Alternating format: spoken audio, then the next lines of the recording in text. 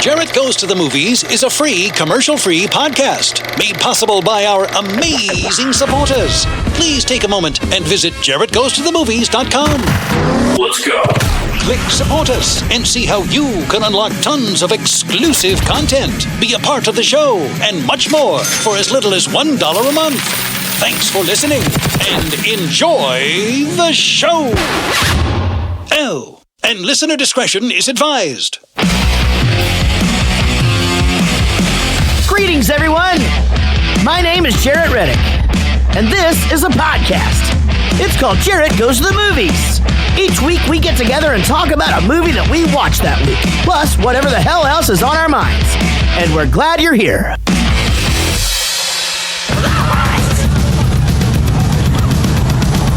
We live just up the street from the world-famous Whiskey A Go-Go. Every weekend, kids from the valley to the beach flooded the strip. And after the shows, they brought the party to our place. The cops kicked in our door so many times we had to nail it shut. So everybody used the window. That's Tommy, our drummer. He makes a lot of bad choices. Check this out, you're gonna fucking freak! Speaking of bad choices, that's me, trying to prove how punk I am. Wow. Emma? Hey, open the door! Can't you see we're up for blood? Damn, I look good on that flyer. Coming every part with delight. And Mick Mars, he's an man with your truth. What are you doing? We weren't a Good band. blurring. We were a gang. A gang of fucking idiots.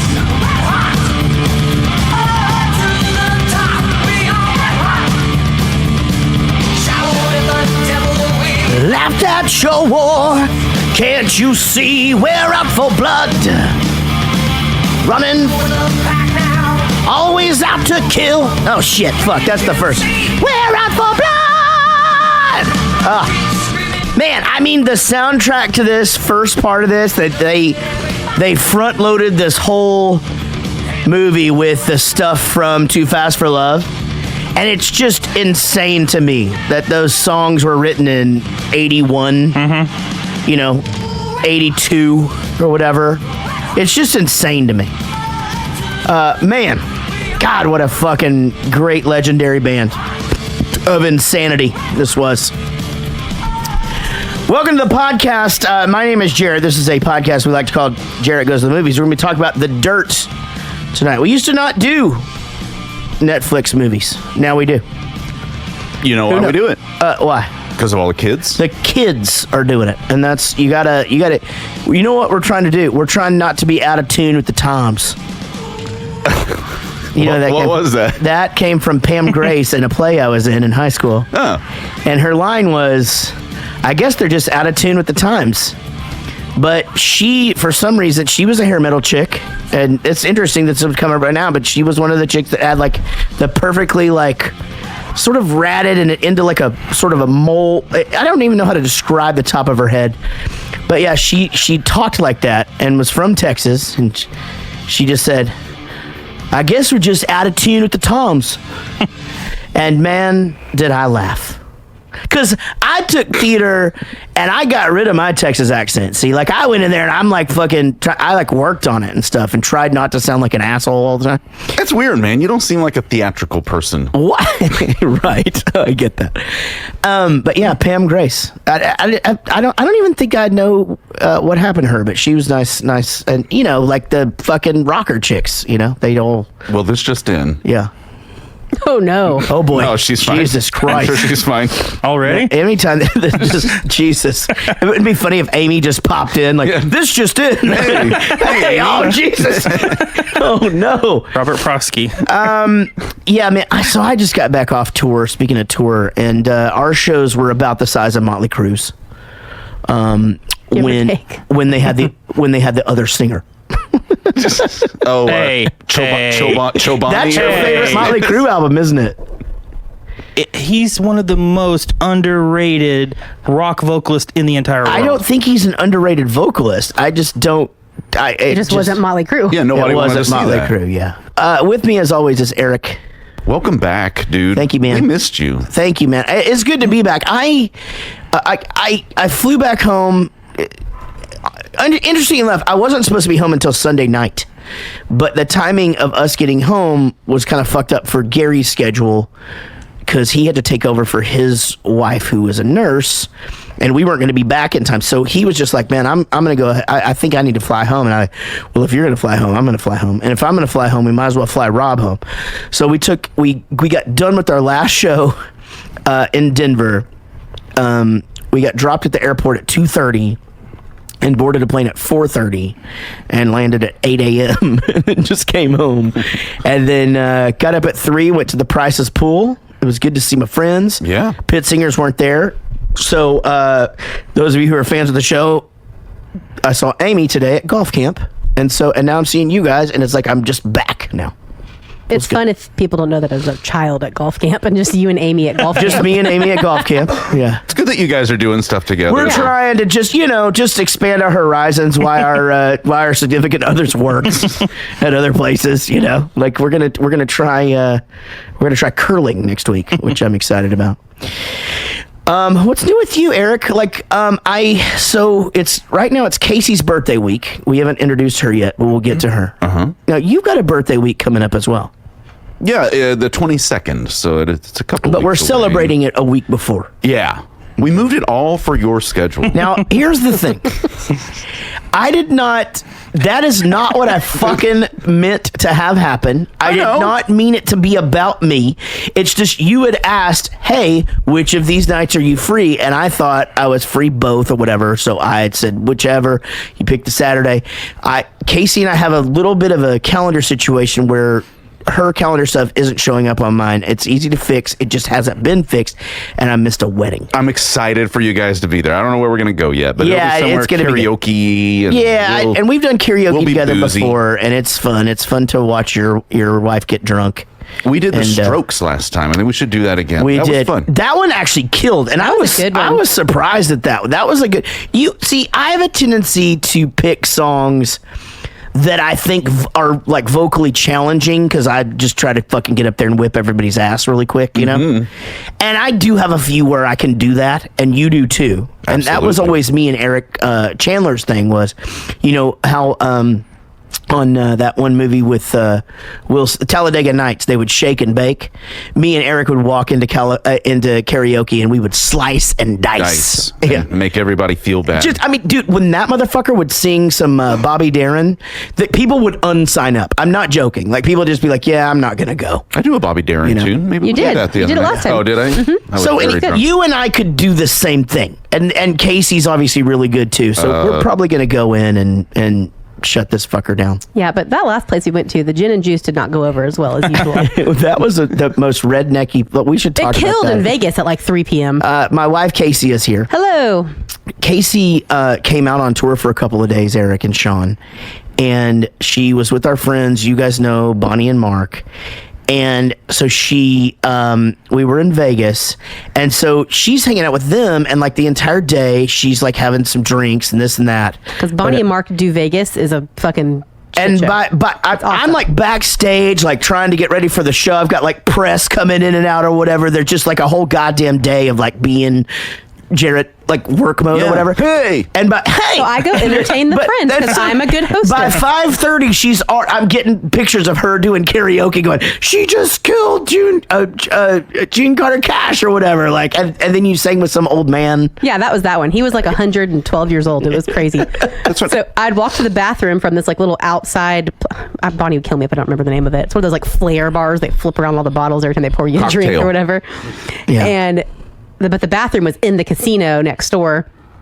And I walked by and this super old guy was doing, I don't know, Ring of Fire or something. But I mean, like, I'm talking like super, super old, like cowboy hat and belt buckle. And so whenever I came back in, I'm like, "Hey, do you know Jackson?" And he just looked at me like, "Who the fuck are you?" Yeah. get out of my face, you know? And I was like, I'm like, can I sign you up? He's like, yeah. And he was so not interested. And then afterwards, he was so excited. And then he was singing more songs, and he'd come up every time and be like, bet you didn't know I could sing Elvis. And I'm like, I didn't know that. That's awesome. And he'd be like, bet you didn't know I could sing Bobby Darin. He did a Bobby Darin song. And I'm just like, I did it. That's awesome. I just made friends with this old man, and now I'm never going to see him again. And I'm sad. Can you imagine that dude like in the 50s, like around a campfire with a little guitar, and just like slaying? His name was Terry. Did you go to Vegas and tell Jarrett not to play your song anymore? Are we done with that? We're not doing that anymore? Yeah, that's what happened. Son of... It's birthday week. Fuck off. No. We can't do that. You're absolutely... No. We have to keep doing it because I have something in the works. Oh, my God. Ladies and gentlemen, I forgot. My wife, Casey, is here. I've been gone too long.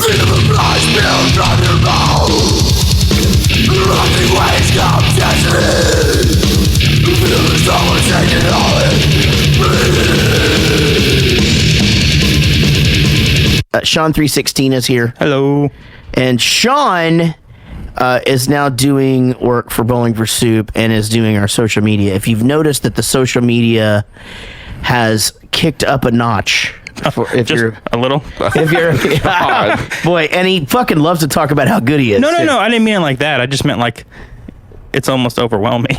It's badass. It's almost I didn't mean it like how that. good I am at this. No, I didn't mean that. It is badass. So we made a few changes around here. I do want to say that Sean has taken over even more responsibility here at the podcast, and so we've had some concerns as far as like budget and Patreon support and things of like where that money's going. Well, we have our goal here is to try eventually just for this to be his job. And we're almost there with everything I'm doing. We're getting close. Yeah, we're working hard. So we did have to say goodbye to Sweet Cheeks. Not goodbye, but Sean took over the clips. He's doing a lot of that stuff and keeping it internal. We started to have it became this web of insanity of communication, and also it puts a little bit more money in Sean's pocket and allows him to focus. And I fucking hate talking about how the goddamn money is dispersed on this show. I fucking hate it, but I'm forced to do it because it comes up on our social media. So, and I still don't think it's anybody's goddamn business.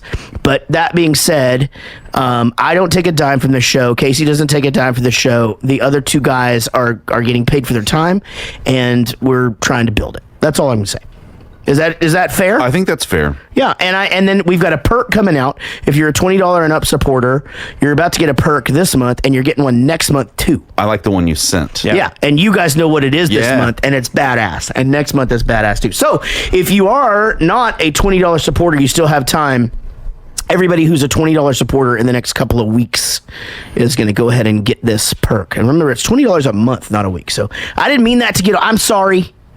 It just because when I'm challenged about something like that, when somebody's like, well, I hope the money's going to this guy or this guy or this guy and yada, yada, yada. It's just like, dude, we're just trying to do a show.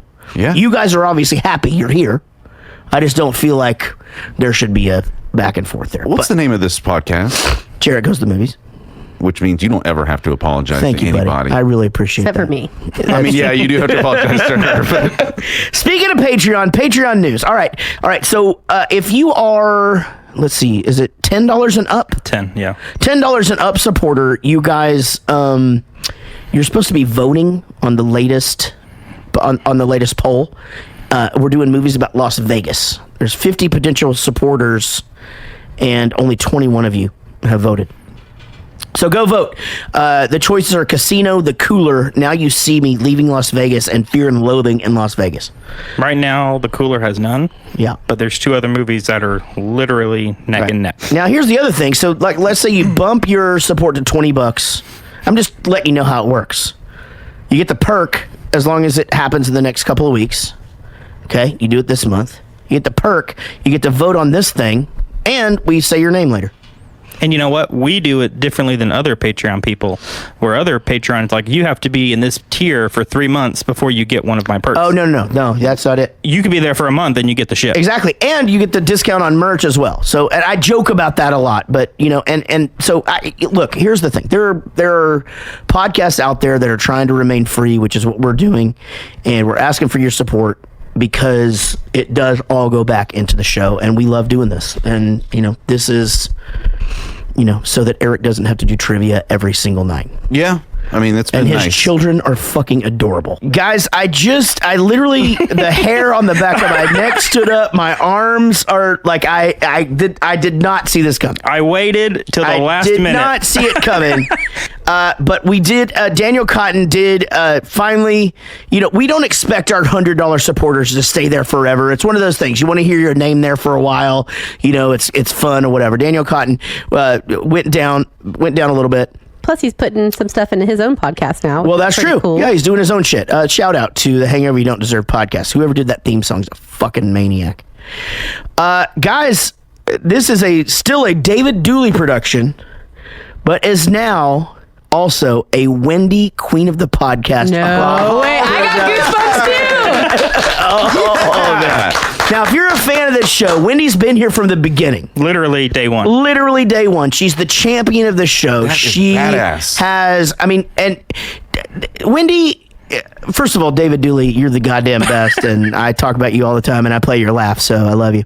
But Wendy, would budget and go get the movie from the library so that she could see everything or whatever, and has just championed this show and participated in it and called us drunk from Vegas, and despite all of the shit in her life, which is getting better, has remained a supporter of this show and one of our favorite people in the world. So Wendy Croft, our new boss. That is great.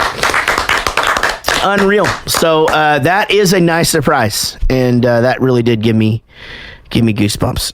And now Chris Jacobs, formerly known as Your Favorite Record Podcast, is that right? So he used to be Chris Jacobs, then he became... Okay. So it was Chris Jacobs, then he had the podcast, and then he texted me a couple of weeks ago, and he was like, "Hey, I saw him." You can see the price changes. Yeah. I'm going to do that in a minute, but I'm wondering why he changed from... I guess the podcast, I guess it's no longer. Okay. And I saw him trying to change stuff. I got the Patreon email, and I was like, "What are you trying to do?" He goes, "I'm trying to get rid of that and put my own name." I'm like, I can just do that in the notes. Right. Like, that's the only place that people see it. So, well, Chris Jacobs is back, formerly known as Your Favorite Record Podcast. He went from 20 to 35 to 50, all within 20 minutes. That means he's going to be on 5 Questions soon. he's actually scheduled I think at the end of the month. Jesse Jenkins, a new $20 supporter, and Jeff Yeager went from 10 to 20. So you're going to hear those in just a minute. New producers. Guys, in all seriousness, we love this show. We love you guys, and we're doing this because it's fucking fun. It is fun. You know what I mean? I miss it when we're not in here doing this. All right. So our producers, guys, first of all, let me just say one more time. This is a David Dooley and Wendy Queen of the Podcast Croft production. Our producers are Ad Craner, Amy Pittsinger, who I saw at golf camp today, Andy Smith, Anita... God damn it, you almost got me. You can't ever do Anita. That's too easy. Anita cocking me. Which is...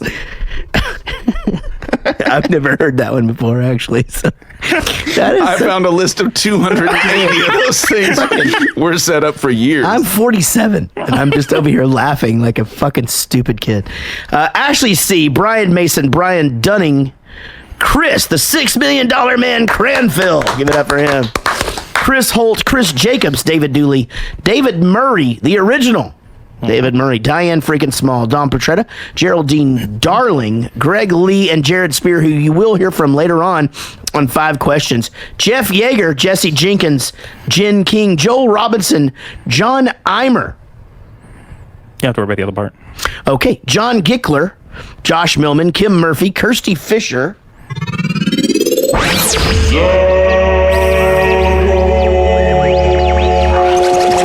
Lisa Wenzel, which reminds me that football season is just around the corner and we need to make some plans. Lucy Murray, Mandy Pretty, Michael Price, Mike Breton, Nick Brignoni, Rodon James, Sean Blackstone, Simone Vark, who has still not quit the podcast. I wonder if she forgot she didn't quit the podcast. Steve May, Tess Green, Trey Wren, Wendy Croft, there she is, Woody Chambers, and Sue Hurst.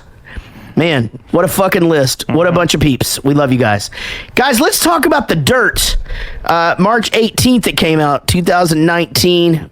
hour and 48 minutes. 7 out of 10 on IMDb, but only 39% on Rotten Tomatoes. So the thing is that Nikki Sixx was basically on this campaign the whole time that was coming out. Apparently critics hated it. People hated it, but it was huge. And really, if you think about it, it probably brought him back 30 years, 40 years or whatever to when his band was, something a little bit unique, something a little bit different, dressing up as girls and probably not, outside of the Sunset Strip, not really the most, people didn't really look at it as it was like this fucking world changing thing. Yeah. Yet it was. But then, Every Rose Has Its Thorn came out, and it was like those guys blew up. God damn it, Eric. If you start that shit. That was on the Flesh and Blood album, if I remember right. You guys suck. What do you mean start that shit? It's going to happen all night. Over to Eric for his synopsis. Long. The story of how 3 idiots and 1 basically okay dude came together and formed one of the most overrated, shittiest bands of all time, acted like a bunch of spoiled brats, killed a guy with no repercussions, big surprise, got hooked on drugs, went to rehab, and somehow, through it all, continued to make some of the most vapid music in rock history. So did you write that one? Yeah. Oh, really? Yeah. Over to Eric for it. That should be your alternative. This is where I just jump on everything. You just hate Mötley Crüe? No. But I know how much you love them. But you play hair metal and stuff all the time, and you know how important they are to that genre. Absolutely. Yeah. I remember when Dr. you play Feelgood hair came out. metal all the No, I time? mean, I don't. What do you mean play You it? do Like, at trivia. Sometimes you play that shit. on sometimes. occasion. And also, Dr. He Feelgood's plays like late. Dolly Parton the whole time. You have to understand that. when Dr. Feelgood came out, Nirvana was about to happen. Like that was late. No, I know, but I'm just saying. I remember when that album came out. Yeah. Oh, but see, you couldn't listen to like the early shit or any of that stuff. Yeah, I probably didn't know who Mötley Crüe was until that album. Well, I am going to get into just how influential they were as we go, but I don't want to step on your short synopsis. The story of how Mötley Crüe came to be one of the most notorious. Start over. You want to take that again? Yeah. Okay, Eric, with your short synopsis. The story of how Mötley Crüe came to be one of the most notorious rock and roll groups in history. There you go. That is the story. I mean, that's a good synopsis. I get it. It is that. So people should know there's going to be things about this movie that I'm going to have some insight to, and some of my knowledge is probably going to be fucking awesome. But Insightful. But they did something that was truly extraordinary. They went out, they wrote a book. They got a one guy to compile it. They did all these interviews. They wrote these books. So when you read the book, you hear all these stories from their perspective. And you've read it. I have, yeah. And you read it before you knew that they were... Oh, before they were doing this. Yeah, okay. Yeah. No. So I didn't read Tommyland. I didn't read Nikki Sixx's Heroin Diaries or anything. I call bullshit on all that. Like, Tommyland is literally Tommy Lee talking, and sometimes his penis talks. Yeah, like, have you heard the record? No. It's ridiculous. I just... And Tommy Lee's my favorite drummer ever. So just so you know, I think everybody can do shitty shit, and that book is stupid. The Heroin Diaries also takes a lot of liberties, but it's a book, and I think Nikki Sixx is a true rock star. The Dirt was just so different, and then again, it got that story from everybody's perspective. And so where, this thing kind of goes one way and you sort of see the way one guy's reacting, when you read the book, you hear why he felt this way. You hear, like, they didn't fucking contact me about my daughter and this and this and this. And then you have Nikki over here going, I didn't do that because of this. It's really interesting. This would have been a hard movie to make. Because we already had one comment, during when we were promoting this over the last week, which was, the same thing everybody always says, which is, the book was great, the movie was shit. Sure. And I think we need to retire that as a criticism of movies, because no one has ever in the history of the world said, the movie was a lot better than the book. Right. Except for Dude, Where's My Car? Because the novel Was that a book first? Roadhouse.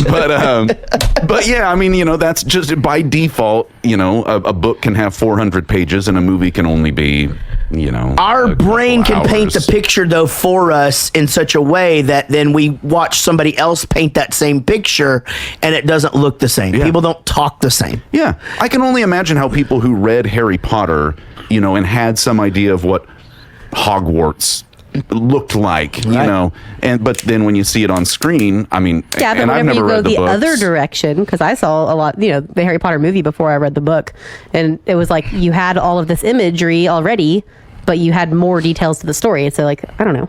I do agree, though. I think more often than not, people go the other way. They read the book, and then they see the movie, and it's somebody they've taken this part out. You need to do this to make this, because a fucking, if you were to sit and read a book, I mean, it takes me 400-page book. It'd take me 6 months to read. I'm a slow reader. I fucking fall asleep. You know what I mean? I do like to read. Yeah, but there's a lot going on. It makes me tired. Whereas they've got to fit this story in Harry Potter movies. Those are what, 800-page books or something crazy, and they have to fit that. Okay, so really, what is it? 400? Probably. It's insane. It depends. They're different They're sizes. big books, but those movies are all 2.5 hours, and they're still having to leave shit out, right? It's like Lord of the Rings. Right. Yeah. I mean, Jesus Christ, this Lord of the Rings. Have you heard about this, Eric? New series for young adults. Yep. Lord of the Rings. So they took those movies, The Ring, and they made a Lord of them, and they combined that with a story about the Olympics. And no, I'm so sorry. Talk about an alternative I am synopsis. so sorry that I just did that. I'm excited to talk about this movie. Hey, little trivia. The actors playing the band members of Mötley Crüe all learned how to play Mötley Crüe songs, such as Looks That Kill. It was cool on the outtakes, seeing them rehearsing, but just not in their get-ups and stuff, which was kind of nice. Director Jeff Tremaine. Director Jeff Tremaine directed every Jackass movie, including the spin-off Bad Grandpa. This is the first feature-length film he directed. I saw some of the acting in here. The Bad Grandpa acting. Couple of things that coincide with Jackass. First of all, apparently Bam just got into a little trouble in an airplane. Gary Wiseman, drummer of Bowling for Soup, has decided that Jarrett Goes to the Movies dodged a bullet. Second of all, We knew that already. and this is news to you guys, I did get the go-ahead. We will be scheduling the next Jarrett Goes to the Movies live at Lava Cantina very soon, and it is the movie that I've been telling you guys, and it is the guests. Yes. That I've been telling you. So I don't know either of those things. I'm not I gonna. can't believe Yeah. Tom Hanks was available for That's this. so For stupid. Toy Story 4? All right, Christopher Walken was rumored to have been playing Ozzy Osbourne in the early stages of development. That'd have been great. Val Kilmer was rumored to have been playing David Lee Roth in the early stages of development. Kilmer denied that, saying that he was too old to play Roth. Ashton Kutcher was rumored to be playing Tommy Lee in the early stages. I could see Ashton Kutcher as Tommy Lee, actually. I don't hate that. I could see Val Kilmer as someone like That movie. Oh, okay. Yeah. I could see Val Kilmer playing like Jim Morrison or something like that. Jesus Christ. But I don't think he would have been good. You know what's funny is that I thought the record exec, like I maybe because there were young. I did a showcase for a really young dude from Lava Atlantic back in the day who had signed Kid Rock, and we had a legitimate shot with this guy, and he was kind of young like that or whatever, but like I just don't feel like they're as oblivious as this character was. Yeah. Like he's just like, yeah, I just got promoted. I was just thinking I would just sign your band because, then there's a blowjob under the table. Hands you know in what his I mean? pocket. Like, yeah, it seems silly. Yeah. Anyway. All right. Machine Gun Kelly plays Tommy Lee. Man, there is some footage online of him having to go through the makeup every day. Yeah, we hit the body paint. Because he's covered in tattoos, like his throat and everything. So, He's never going to get a real job like that. Douglas Booth plays Nikki Sixx. I don't actually know who this is. I'm having to look. Yeah, I don't know either. I don't know any of these guys except Pete Davidson and Well, you would know Mick Mars. Yeah, you know. I didn't know who it was until like an hour in, and I was just like, oh my fucking God. Yeah, it's Ramsey. Fucking Ramsey. Yeah. Okay. So this guy's English too. So there's And he's a super unattractive. couple. Douglas Booth. So Douglas is British, Ramsey is from Wales, Yeah. and Vince Neil is from Australia. Okay. So Daniel Weber plays Vince Neil. What is it? Iwan Rion? I'm not sure. Jesus Christ. Oh, Maybe yeah. it's hold on. Maybe it's phonetic on IMDb. Let me see. It's I'm going with Iwan Rayon. Iwan Rayon. Yeah. He put on some weight. I mean, he was not a skinny McMars.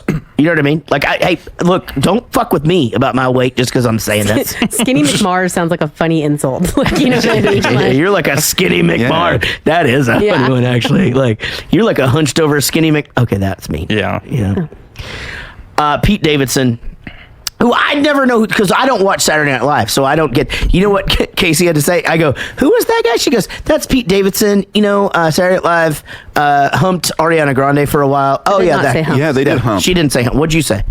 Had sex probably with. did it too. Knocked Usually boots. might go for. He wouldn't have even gotten this part if he wasn't doing it to Ariana Grande at that time. That's probably true. They broke up, and they were probably everybody who fucking made this film was just like, shit, like that was our thing.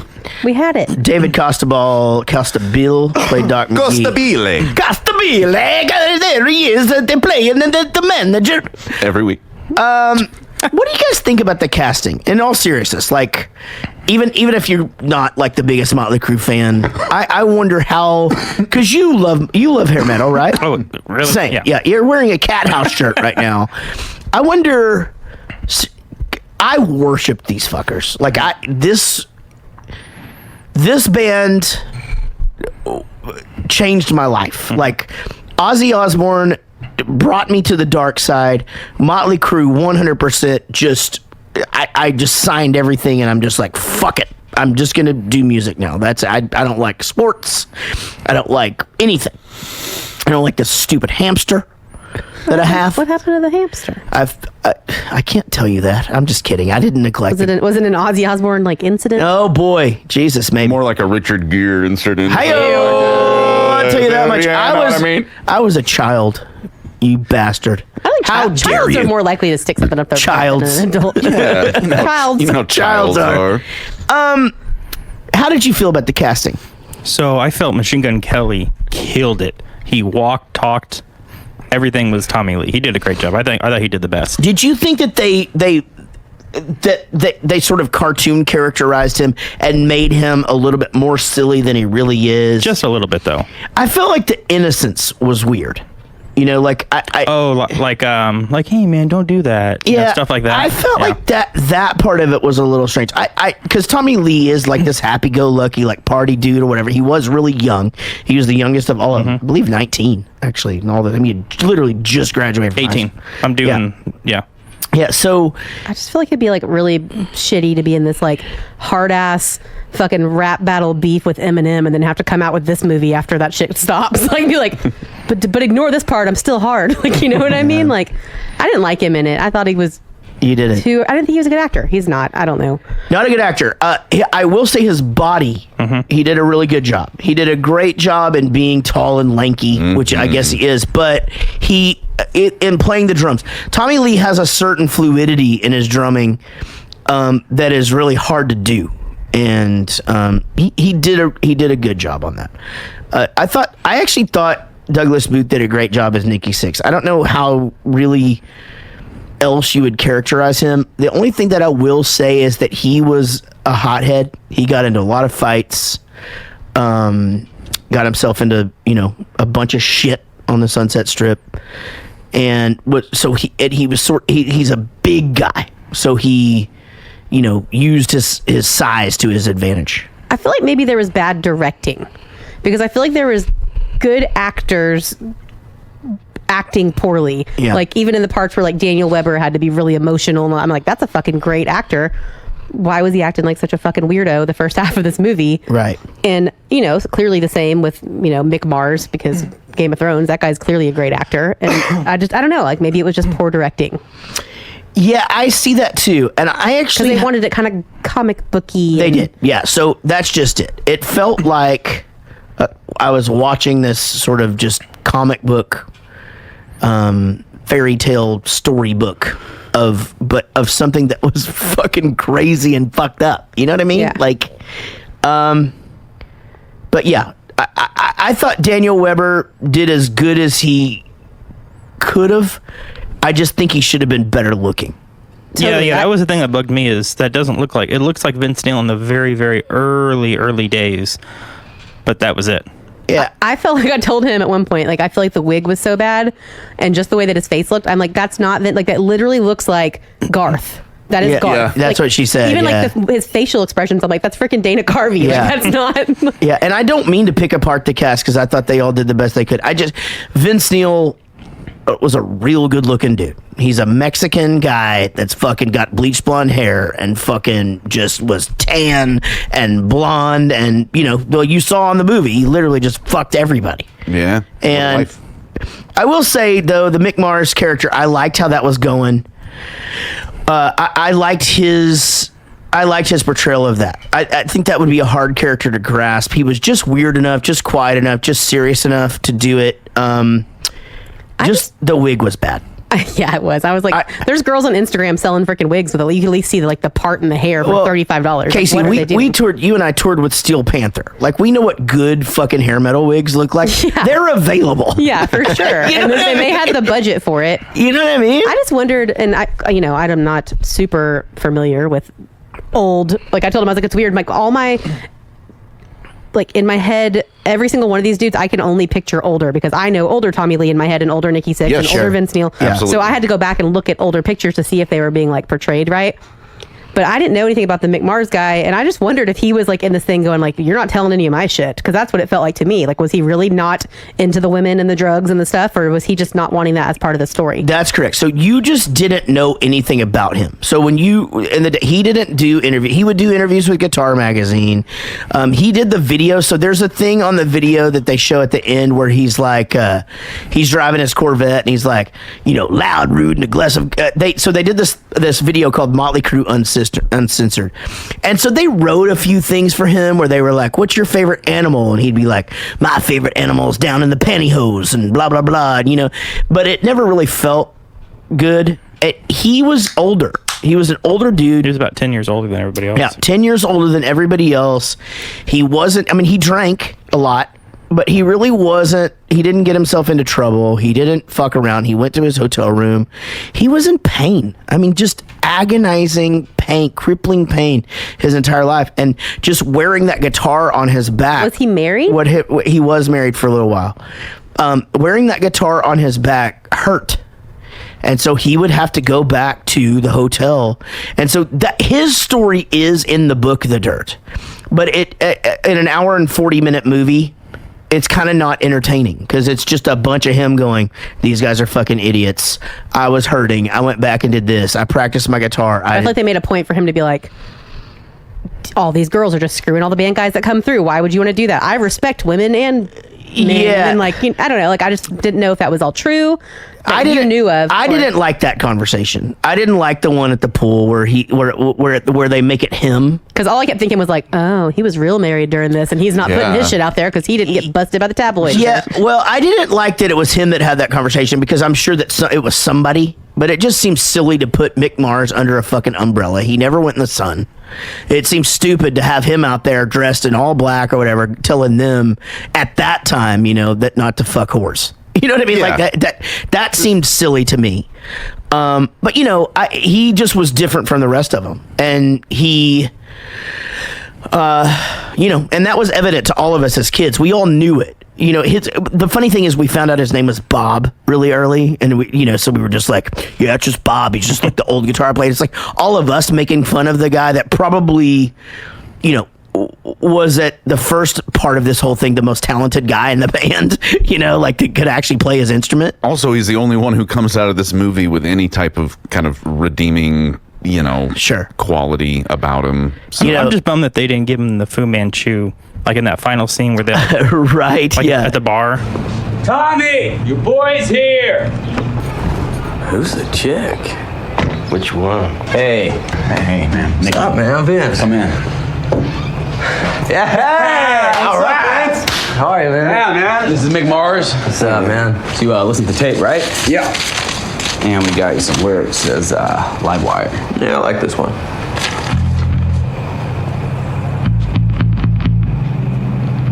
What's up, babe? I'm just trying to make sure these guys are good enough to play with you, baby.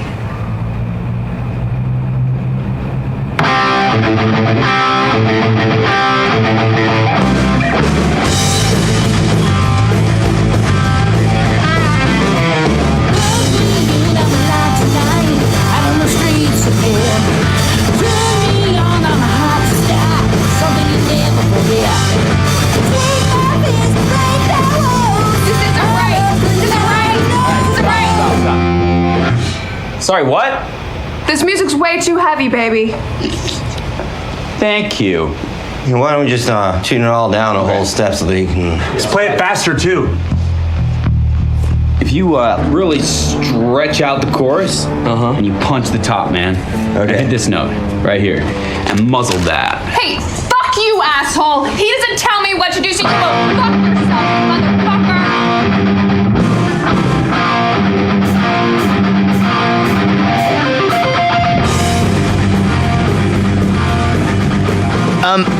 So, well, hold on. So you have to give movie magic to movies like this. So it's kind of like in La Bamba, where he just decides he's going to do the rock version of La Bamba, and it automatically sounds amazing. No work to go into it or whatever. Sure. No band has ever had a guy come in to sing and this ever happened. However, just the fact that these four dudes get together and write music like that is pretty fucking incredible to me. I want to back up a little bit. So Nikki Sixx, when she comes in and his mom comes in at the first and it's just like, where did you get that? You probably stole it. Well, that is true. He did steal his first bass. He went in with a guitar, and he tells this story on a lot of different things, but he apparently went in, he was going to try out for rhythm guitar. And he went and he was going to play bass in a band, or no, he's going to play rhythm guitar in a band, and he went and he took an empty guitar case into a music store and accidentally stole a bass. And that's how Nikki Sixx started playing bass. So, and then he just sliced his arm open and got his mom arrested. See ya, bitch. Yeah, she was the worst. Whatever. Yeah. I feel sorry for her.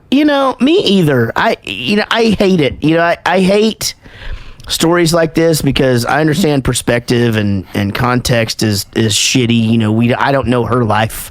I don't, obviously I know the stories that we hear, and I know, we know a lot of people who've had experiences like this with, a parent that brings people in and out of their lives or whatever, but I just can't imagine that, it's a fucking shitty childhood. Yeah, I think it's hard. I mean, anybody could see that that's a, shitty way to grow up, but I think people who have kids kind of look at it and go, how could you ever? Yeah. And such a weird thing to think that people, still do. But we watch it on reality TV, man. There's a couple of shows that we watch it, and I joke about the fact that I watch these stupid teen mom shows or whatever, but there are, it's insane to me how often, and they'll just let it be filmed, of people putting their children in these situations of like abusive fucking assholes or whatever, who it just seems because that adult needs some sort of attention and love so bad that it just basically is just like, look, I'll just allow my child to be miserable. Is fucking insane. Yeah, it's a weird thing. It really is. Are we on the Rockstar Dad show right now? Is that what's going on? We can. I'm not a rock star, but I'll be on that show. Nah, but I always find these kind of situations sad. I really do. And he's spoken enough about this and stuff to where hey, he's an older guy too, or at least not that much of an older guy, but he was a teenager in the 70s. It was commonplace for dads just not to be around, and stepdads to be fucking shitheads. Yeah, assholes. Especially in the fucking LA drug scene, where his mom's doing, I don't know what she was. Does he say what she did? Meth shit? From the looks of the background of the house and all the stuff, it just looked like a lot of empty bottles. Just a bunch of just partying. Oh, that was in Seattle. They were living in Seattle at the time? Yeah. Well, that changes everything, Sean. She just drank a bunch of coffee and Jesus Christ. Yeah, just whatever. just real hyped up lady, just high anxiety. Just goddamn fucking depressed about the weather. Yeah. So I felt that.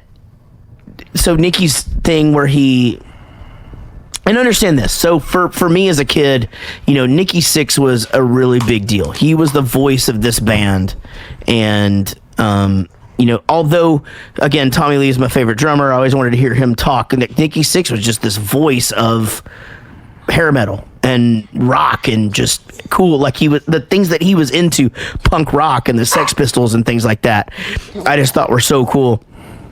When he says he starts chasing the ghost, and that ghost is his dad, and that phone call that he makes to his dad in that phone booth, which probably wasn't the exact circumstances, but how insanely terrifying, or not terrifying, but how insanely sad is that phone call, where the dad is just like, don't ever call here again, and who are you trying to reach? And I mean, but one thing I thought about was, do you think the dad even knew about Nikki? Yes, because he left when he was 2. He left when he was 2. Oh, okay, that's right. Yeah. And he was named after him. Yeah. Now, if you know anything about hair metal, the band London will come up a lot, and so Nikki Sixx did spend a little time in London, and that band. But that band had members of Sister, Mötley Crüe, Wasp, Hollywood Rose, which would end up, I think Hollywood Rose and LA Guns breaking up made Guns N' Roses. Guns N' Roses, Brooklyn Brats, Keel, and Cinderella. All members of the band London. Ron Keel. They just passed people around all the time. And I should say that Nikki Sixx's best friend, Lizzie Gray, just passed away. But that was formed in 1978 by Lizzie Gray, Nikki Sixx, and Dane Rage, and Blackie Lawless. Were you familiar with that band at all before? Yes. Mötley No, not Crüe before them. No. Okay. No. So London was that band that you knew of only because all these dudes had already been in it. Gotcha.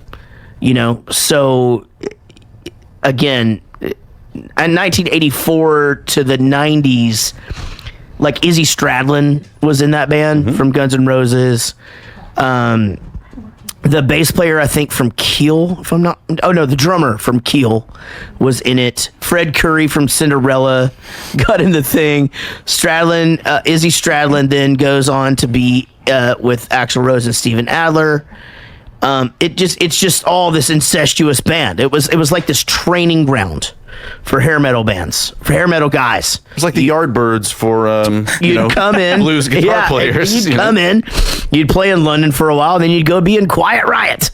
That was just it. But how about this interaction though, where he sees him in this restaurant, and he just says, I love you. And he's like, the singer's an asshole. I just thought, he's like, I have your poster on the wall. He's like, take the poster down. That was, I think that's just to signify, like, I'm about to do something fucking awesome, right? Now, the way that they found Mick Mars is they definitely saw the ad, but he went and saw him play. Mick Mars was in this band called Spiders and Cowboys at the time, and apparently Mick Mars is just up there. He does like a slide guitar solo with the mic stand and then just throws the mic stand in the audience, and Nikki Sixx was like, I've got to have this guy. And that's how those two got together as well. But yeah, so how about the rehearsal where he's just like, yeah, this guy's never gonna cut it or whatever, and he's like, you're gonna pick this old guy over me, and they've just got like this chubby fucking like blonde headed so apparently that is not a thing. But it was kind of a play off the fact that there was already a singer. Yeah. That he wasn't the first singer that walked in, Vince Neil, but they described the singer as dumb and round. That's what Nikki Sixx said. And so I think they wanted it to be this thing where they didn't have the singer in the movie, but I think that's who that guy was kind of supposed to portray. Oh, because I wanted to know if the book sheds any light on who that guitarist was. No, they does have the. I mean, we do have the name of somewhere of the guy, the original singer. Yeah, it's like because the movie portrays it as this guy's like the Pete Best of the Beatles. You know what I mean? Yeah. But yeah, no, because they definitely went and saw Mick play and just fucking took him. Now, whether this conversation is real or not, where they're just like, we want a guy with like the energy of David Bowie that like looks like this guy or whatever, and Mick Mars just goes, so you're looking for a skinny blonde fucker with moves, and Tommy's like, I know a guy, we're gonna go get this cover band singer playing in Candy Crush or whatever. Rock Candy, okay. Which like was a big cover band at the time. I mean, you saw that there was just people at the thing, and the guy, had finished, Vince Neil has his own story of his parents and those things, and the guy was out there just trying to get laid. Well, that was my favorite scene of the movie because they were playing one of my favorite songs of all time. Yeah, well, remind me what it was. It was Billy Squier, My Kind of Lover, which is... That's right, My Kind of Lover. Yeah. Now, hey, did this actor actually sing this shit? No. Do we? No. So my buddy Joe, Mötley Crüe, Mötley Inc. Oh, okay. So he's in a sound-alike band. Yeah. Yeah. Okay. So Joe's in Atomic Punks and Mötley Inc. Oh, okay. Cool. And Timmy, I think his name is Timmy, from Mötley Inc. sang all the re-recorded versions. Basically, anytime this Vince sings, it's Timmy. It's the other guy. Yeah. The those of you who don't know, Atomic Punks is a Van Halen cover band. The number one. And they're insane. But Ralph, from the singer for Steel Panther, used to be in that band. He can actually do David Lee Roth better than David Lee Roth can. Like, he can do that thing where he makes like 3 notes with his throat, and it's fucking I think Ralph is better than their replacement. Yeah. Well, he's in fucking Steel Panther. Yeah. Is there one of those tribute bands for Bowling for Soup yet? I think there's a couple in Europe, actually. Or were you being facetious? No. I think that's a big thing now. Didn't you say the other day that you and Eric played a thing where a band played only Bowling for Soup songs? Yes. But it wasn't like a tribute band. It wasn't a tribute band. So there are cover bands. There's no tribute bands where like people look like us. Oh, okay. Like, which weight would you go with for I could me? do Bernie. Would you be like, I mean, I could be Bernie now. You know what I mean? Like, hey, I can say that. You guys can't. You have to love yourself. I do love myself. I got into this at an audience member in Denver. I was making fat jokes about myself, and the guy like fucking interrupted me and shit, and just like thought it was a girl. He's just like, you gotta love yourself, and I go, I do love myself. I'm fucking famous. I'm standing here in front of a sold out crowd. I'm just trying to be hilarious. Shut the fuck up. No, I'm not gonna shut the fuck up. No, that guy.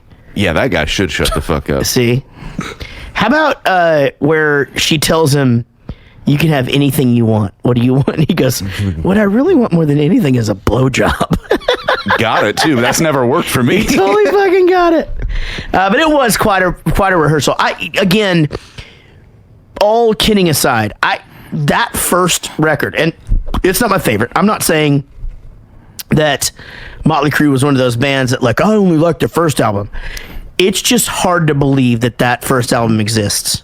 It is every song is so good and so just different from anything else that was happening. What was the year of the first? I got confused on the timeline. I believe it's 81. Which is when fucking Flock of Seagulls and all that shit's happening. And just think about that. So the writing of that had to have gone over some time or whatever too. Like, late 70s, early 80s, and they're making this thing that isn't punk. It's not what will become hair metal, but like you had bands like Mountain that were still big, and then the fucking ugly bands because MTV wasn't a thing anymore. Well, like Black Sabbath would have still been, sure, maybe around that time. Yeah, absolutely. So they were all listening to that shit. Also, I mean, there was no hair metal bands that tuned that low. Like nobody went down a full step.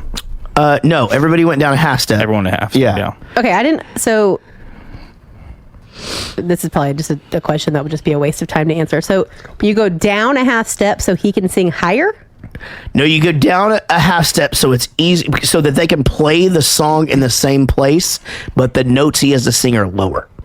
So it's easier for him to sing. Yeah, it makes it easier for him to sing. Okay, I was going off of his hand, but he was like, let's all tune down a half step so that he can do his, and he like pointed up to the right. thing. So basically, if you start lower, you have more range to go higher? Absolutely. Well, okay. you're not necessarily going higher. It's just the high notes aren't as high. So you can hit those. So, La Voya. But if they were tuned up, it'd be La Voya. So what I said. No. Well, he doesn't sing higher because they tuned down. He doesn't have to sing as high. But he has like There we go. further But range. he gets to the top of his range comfortably. Yeah, as so that's what opposed I'm to saying. He doesn't Yeah. have to sing as high, though. So what I said. Yeah, okay, what you said. Yes, as someone who has had to tune down guitars their entire life. As somebody who should not be questioned about their musical knowledge, I'm just joking. So here's my theory, okay? Look, if we want to knock people on their asses, then we've got to give them a show. The punks, they're doing the minimalist thing, so let's take it in the exact opposite direction. I'm talking a stadium show in the clubs, man.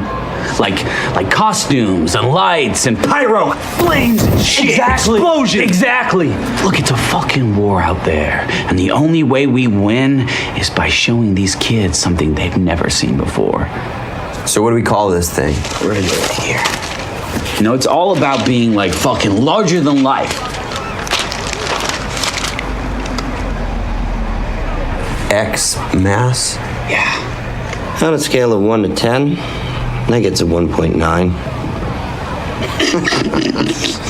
It's a play on Christmas, you know? You can use all the Christ imagery and shit. It'll piss people off and make people think, you know? It's got shock value. I'm shocked by how much it blows. All right, then, assholes. You give it a shot, but fucking make it big. Here, use my pen. Doesn't care with you.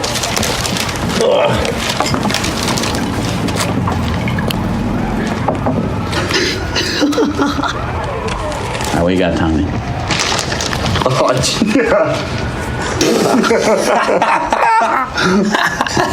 Foreskins, really, Tommy? Yeah, because we're gonna fuck the audience in the face every night, dude. But can you see that shit on the marquee above the forum? Okay, you're right. I'm out. Come on, Mick, you gotta do better than that. Been waiting a long time for this day. The first show happens. Yes, let's talk about this. Yeah, and so this 100% is taking a lot of liberties. They took about 15 things that actually happened with the band. But the cymbal stand falls over, and I go, of course. And Casey goes, why does that have to happen every single time a band has their Every first show. Jared, do you know what that is? What? That's called a trope. It's a That's trope. a trope. I Yeah. still don't understand And now I what feel that like I'm means. getting it. I still don't understand what it is. So the fight, is this what you want to talk about? Yeah, so Okay. my buddy Riki Rackman, you might have heard of him. Yeah. He was at the legit first show at the Starwood. Okay. And he's like, that's not what happened. Right. He's like, people don't realize, people that aren't in the LA scene, Nikki was huge in London. Yeah. Like, it would be like, if you, maybe somebody else, someone somewhat local with some popularity was in a new band, it'd be like, let's go see Jared's new band. Right. Yeah. It's like, let's go see Nikki's. when I did People on Vacation, for example. Yeah. Like we sold out our first show at House of Blues. That's what it was like Tim at the DeLauder Starwood. going from Tripping Daisy Sure. to Yeah. Polyphonic or whatever. So it- people were there to see it. He's like, that's bull. He goes, that place was not packed in the movie. He's like, there was no fight. It was like sold out. They opened, you know who they opened for on their first show? I'll guess. Well, you're not going to guess it. I can guarantee that. Okay. Well, But- I want to try. okay. It's very obscure. Okay. It's not someone you'd think. Jet Boy.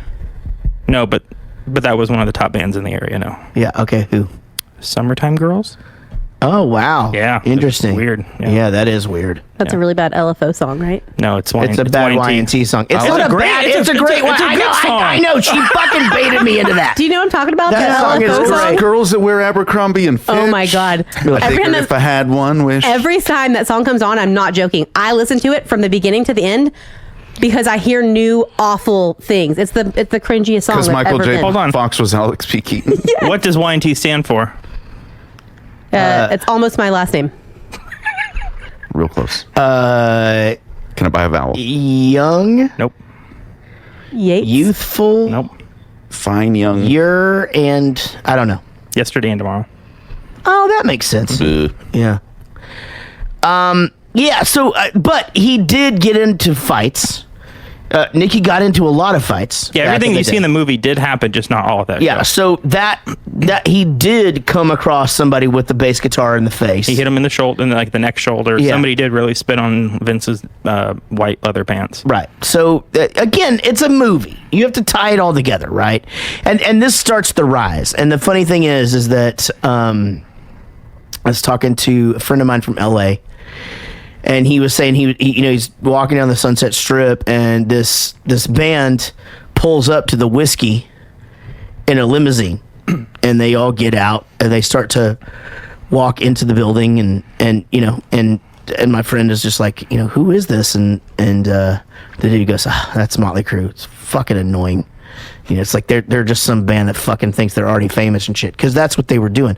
They were putting on a show, not only on stage, but wherever they were already acting. So this has been so genius. This has been done several times in our time of music. Oasis did it. They started talking about how insanely great and huge they were before they were big, and we just all believed it. The Strokes, it was the same kind of thing. There was so much hype.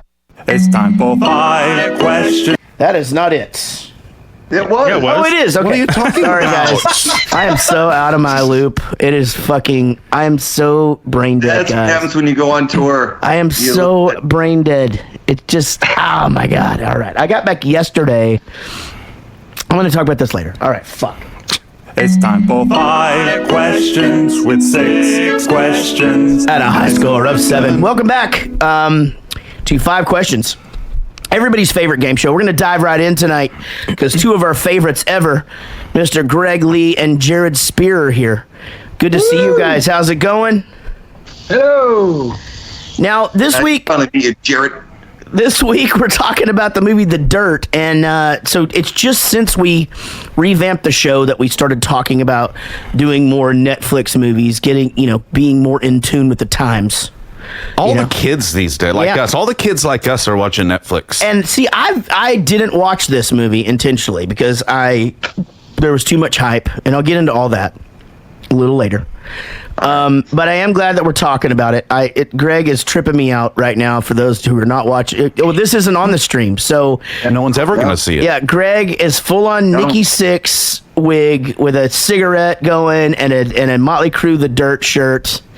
And this is just for you. This is just for you and Jared. Yeah, and then we've got Jared Spear over there, who is just like muscle shirt, hair slicked back, smoking a cigarette out on his patio. Like he's like Nikki Sixx today. You call that a muscle shirt? No, tank top. I call it a muscle shirt. Oh, okay. What's a muscle shirt? Is just a regular shirt with the sleeves cut off? I think. Okay, yeah, you might be right. Or sometimes they would cut them like the sleeves up, but all the way down. All the way down. Yeah. See, I couldn't do that because I was fat. Oh yeah, I was too fat, but too skinny. It's called an A-neck, but most people call it a wife beater, but that's not cool. Well, a wife beater is normally white and it's ribbed. Yeah. Yeah. I do like girls to wear those. I like when a girl wears that with no bra and walks around. Like Avril? Sure. Yeah. I mean, could be anyone. It could almost be anyone. Let's be honest. It could be a lot of people. Okay. Could be Oprah. Okay. Yeah, there's a couple of times when Oprah looked like I would look at that. She had a couple of good runs. Did we already play the theme? I'd go for it. Oh, sorry.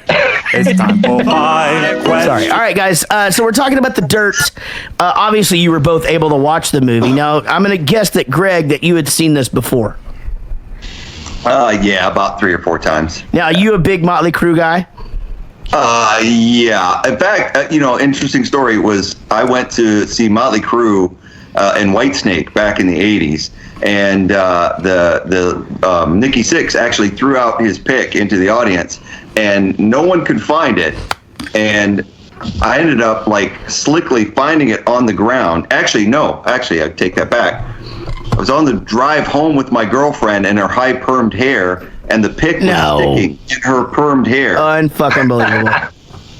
So I reached in really slickly and pulled it out and put it in my pocket. And then when I took her to her door, I went, "Hey, I got this for you. This is the pick I picked up." Right. So I bought my own lie there for a second, where I told her I picked it up off the floor. But it was in her hair. It was actually in her hair. Did she take you inside and Bobby Brown the shit out of you? she was 16. So. Yes, she did. I saw that tour, White Snake. That was Girls tour. I saw that. Well, it was great. Well, that was on your birthday. It was very awesome. It was the first time they had like the backup singers that had like super hot and the big old hands. You know, Tommy Lee was doing upside down shit. Fucking crazy. Exactly. Yeah, I went to that tour. It was so in the 80s was my thing, man. That was it. And in fact, watching this movie the fourth time through, I started reminiscing about my childhood, and I got all misty-eyed. So that was really good. So, were you like, look now? I say this, and obviously I'm joking. I'll preempt it because I know your wife and she thinks I'm funny. But during that movie, were you trying to get her to do the Home Sweet Home scene for you, like while the movie was going on?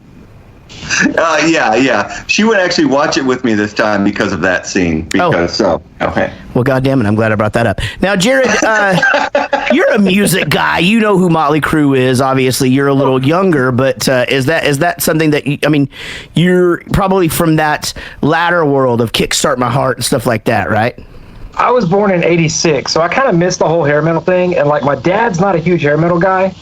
So I'm not a huge Crüe fan. Like I'll listen to it if it's on, but I just never really got into it. But as far as just like knowing their music, what would you say were the songs that you would hear? Just again, not being a huge guy, and you'd be like, "Oh, that's Mötley Crüe. I like that song." Would that be Same Old Situation, Home Sweet Home, that kind of stuff? Yeah, I mean the hits. Yeah. I don't know very many of their deep cuts because, like I said, I don't really listen to them that much, but. Well, they don't have a lot of deep cuts. All their hits I recognize immediately. Especially Shout at the Devil. Like, that was everywhere when I was a kid. Yeah. You know, when I started my first punk band, Cool Fork, which would later give birth to Bowling for Soup, our first show ever, we sold out because I advertised the show for about a year. And anyway, we opened up with Shout at the Devil and confused the hell out of everybody. And that's the end of that story. Hold on just 1 second. What's up, bud? I go fishing with Jack. What?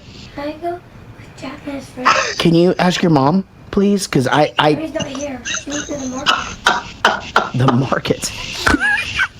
She went to the market. I'm like, stroll down to the market. Did she stop for a spot of tea on the way then? Okay, here's what I want you to do. I want you to put on shoes, and I don't want you to get near the water. I just want to watch him. You go watch. You do not get near the water. Do you understand me? Yes, sir. Okay. Oh, that's great. Hey Siri.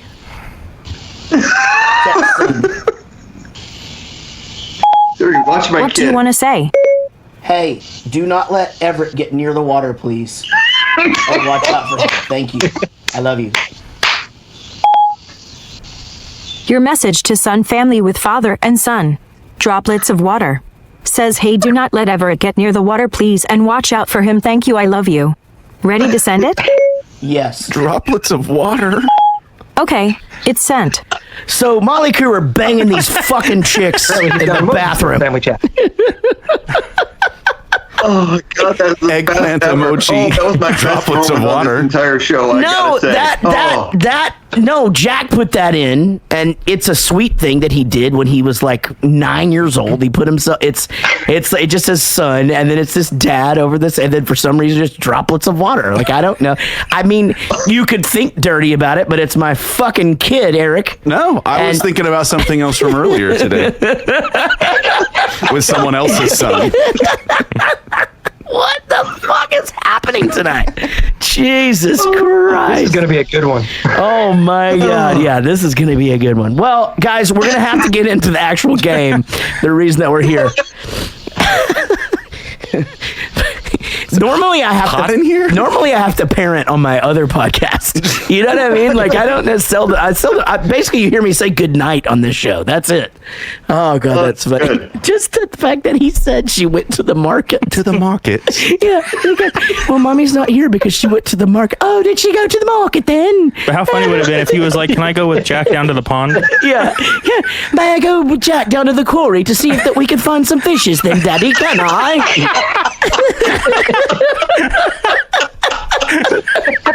We should throw things in there. Oh my God, I am crying, Lavin. Okay. All right, guys. I did that today. That made me laugh. Here we go. Let's do this. I've already played the theme. You guys know how it works. Are you guys both writing down tonight on your awesome Jarrett Goes to the Movies pads? No, I forgot to grab it before that's I came fine. outside. I do not. It's covered in piss. You have cat. You have piso tans. So, Greg, that does mean that you'll be writing down tonight, and Jared will answer first each time when I see you look up from your pen. And that will be pretty much that. I think that gets us into the game. Boy, I have like adrenaline from laughing already, and we haven't even started. Oh, goodness. All right, guys, here we go. Question number 1 will, of course, be about the movie The Dirt.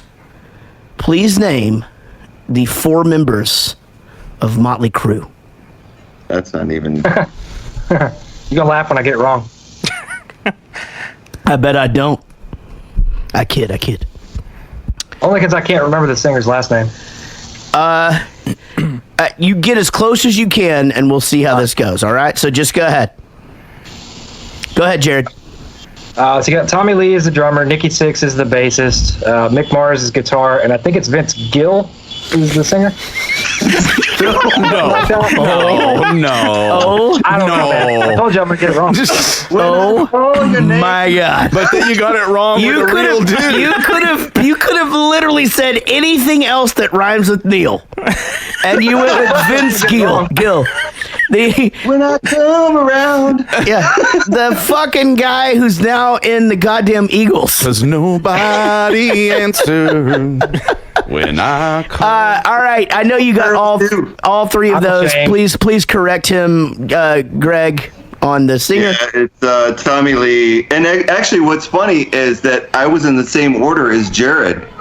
Tommy Lee, and I had Nikki Sixx, Vince Neil, and Mick Mars. Love it. Yep, that is correct. There's a lot going on downstairs. Jesus Christ. Remember his last name. All right, guys, that was very good. No, but Vince Gill obviously is a country singer who is married to Amy Grant. There's a bunch of drama with there, and he happens to be one of the greatest guitar players of all time. He's really good. He was Dolly Parton's guitar player. And he was in Pure Prairie League. There you go. That's right. Yes. Yeah, so this guy's been around. I don't really like when he sings. I don't. It's not really my favorite voice. It's a big tenor. Yeah, it's not my fave. Yeah, all right. Okay, guys, question number 2 will, of course, be about the dirt in the movie The Dirt.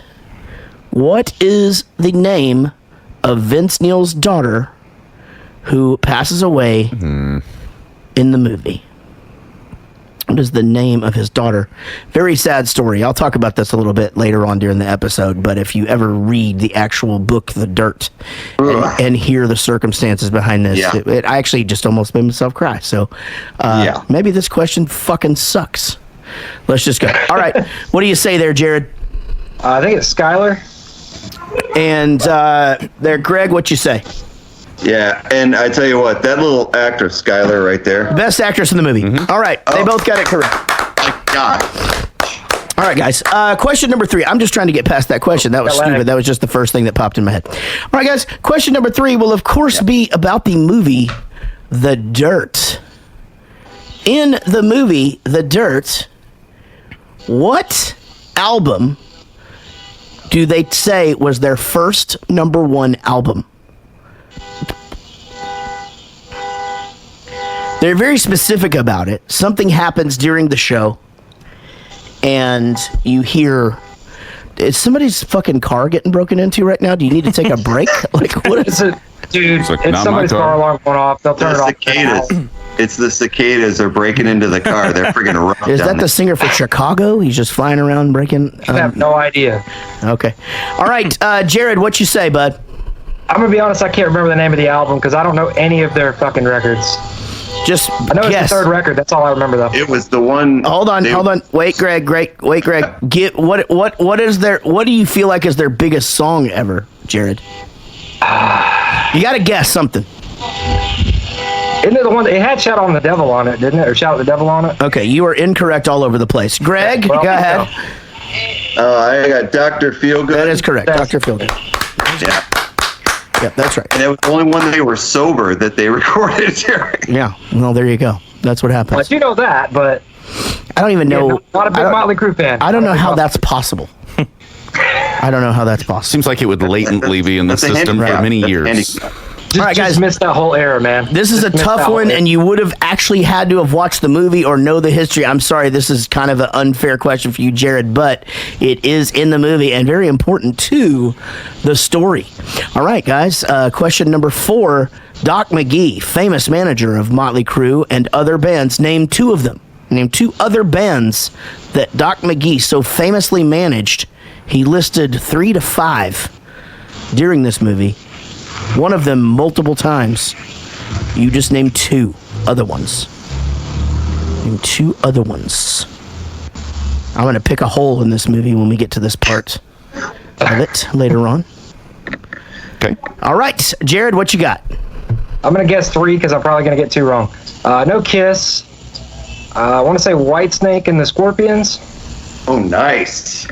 I'm going to have to I don't know go- about White Snake, but I know he does mention Kiss and the Scorpions. Yeah, okay, so those 2, okay, so I'm going That's to give why I it to named him, 3, right? 'cause I think one was I'm probably giving wrong. even though he Sure. said 3. Okay, that's right, that's correct, yeah, because it definitely was He not. does say White Snake, maybe? I know. don't think he managed Whitesnake. I don't think that's... Whitesnake was managed when Heather Locklear said, "Oh, you're in Whitesnake," and he was like, "Oh, that." Oh, yeah. that's That was the only time. That was the only time it was Love mentioned. you, Jared. You're good. Yeah, that was good. All right, let's go. 3, I cheated. Here we go, guys. 4-2. Now, remember, Jared, this is anybody's game, and often the winner of this doesn't even have to have watched the movie. So we'll get there at some point. 4-2, going into question number 5 about the dirt in the movie The Dirt. Oh man, that would be such a fucking hard question if I asked that. I'm not even gonna do that. That's insane. Okay, in the movie The Dirt, they meet Ozzy by the pool. Ozzy wants a bump. Ozzy doesn't want a bump of cocaine. Instead, he snorts what? What does Ozzy snort? This is actually a true story. However, it did not happen this way. We'll discuss that later on in the movie. That's right. Or you're just over there going, what fun facts? I was like, how terrible would it be to watch this movie with you? That didn't happen. Yeah, That's bullshit. I didn't do that. That's good. But I did explain to Casey like a bunch of stuff. Yeah, I bet. But yes, I could. This one, it wouldn't be fun if I were like drunk and pissed off or something because it's just a mess. It's a fucking mess. Hey, really quickly, look at the top of your notes. Okay, don't tell me what to do. Okay, just want to make sure you see that. Jared's profile looks very menacing. Got it. Getting dark. It is dude. It got dark fast. I swear to God, over there. Can't even see Greg's face anymore. It's all black. It starts going down. All right, guys, let's get to the answers. Jared, what you say? A lot of ants. Okay, and Greg Lee. Yes. My favorite part is when he lifts up the moo and goes rawr with his. Yes, that was right. 5-3. Greg, great showing, but remember, Jared, it's not over until Fat Ozzy sings. All right, guys, here we go. It's off to. Hold on, let me see. What? Now it's Eric's off on a tangent. Question 6. In the film The Dirt, the part of drummer Tommy Lee is played by rapper Machine Gun Kelly. Although he was born in Houston, Texas, what Rust Belt city does Machine Gun Kelly claim and call home? Tommy Lee, played by rapper Machine Gun Kelly. He was born in Houston, Texas, but he claims what Rust Belt city as his home? He reps it. Okay. All right. Let's go to Jared Spear first. What the fuck is a Rust Belt? What part of the country is that? Can't tell you. Midwest. Fuck. I mean, it literally got dark in like 3 seconds. Yeah, how are we ever going to know what he wrote down? I told you. It was. It looks like I in the air swear to God, Dude, I have no idea. I'm gonna guess Detroit, but I don't think I that's. feel like he's at the murder house in Hershey right now. I do. Yeah. It looks like the In the Air Tonight video by Phil Collins. Jesus Between Christ. that and the cicadas, yeah, you know. It looks like the In the Air Tonight performance on Risky Business, but without Rebecca De Look, when Mornay. he's smoking the cigarette. When he smokes the cigarette, it really looks like In the Air Tonight. Look, looks like In the Air Tonight with the cigarette. All right, Greg, what do you say? I'm gonna say Detroit. That's where I'm from originally, and I thought that's where he claimed was Detroit. So I think Jared got that right. You both got that wrong. Oh boy! He is a Cleveland, Ohio guy. Cleveland, He's a- Ohio. Okay, well, guys, this means something. It basically changes nothing. That means it's 5-3 right now. So you guys being veterans of this game, you know what happens here. As we get into Sean's super hard question presented by Will Vark's Trash and Vaudeville Sexy Erotic Clothing of West Hollywood. Jared, you get this correct, you win. If you don't, you're not a loser, but you didn't win, did you? Take it away, Sean. Hey, Jared. All right. Hey, Sean. Categories are geography, Saturday Night Live, music, band members, timelines. Let's go with Saturday Night Live. Saturday Night Live. Pete Davidson, who is a cast member on SNL currently, plays Tom Zutaut in the film The Dirt. What record label did he work for? Elektra. Nice. Oh, that was easy. You know what? Sometimes they're hard, sometimes they're not. She said that. All right. Well, that does mean that Jared Spear is tonight's winner after a long line of losses. As it should be. And that guy comes out with a keyboard soaked with cat piss and beats Greg Lee at the buzzer. Now, please do remember, both of you get a participation mark, and Jared, you will get a victory mark towards your plaque. We are getting closer and closer to rewarding that very first Jared Goes to the Movies 5 questions plaque. These are a real deal that only you guys will have access to for participating in 5 questions and this show. We thank you guys, and join us on the Facebook right after, because we'll be streaming. All right. Yep. Jared's almost completely gone. Yeah, we Here you go. Jesus Christ, he's like a fucking firefly now. Fading to black. Yeah. All right, we gotta go, dudes. Later, guys. Love to you both. Later. All right, later, guys. All right, hold on, man. Come on. So she comes over. I look at her, and I look at her friend, and I'm like, you want to join? She's like, I got a boyfriend. Hey guys, I'm Tom Zutaut. I work for Electra Records. Hi, nice to meet you, bro. Hey man, how are you? I would love the opportunity to talk with you if you have a second. Want to sit down? That's really cool. Sit. Do it. Thank you. Scoot over. I do. Yes, absolutely. Listen, I've been seeing what you guys have been doing in LA, and I think with my help, I think I could really, do something for you guys. Oh my God! No? Not for you? No, thanks. You sure? No, thank you. Okay. Anyway, let's get back to what I was talking about. So what do you guys say? Do you want a record deal?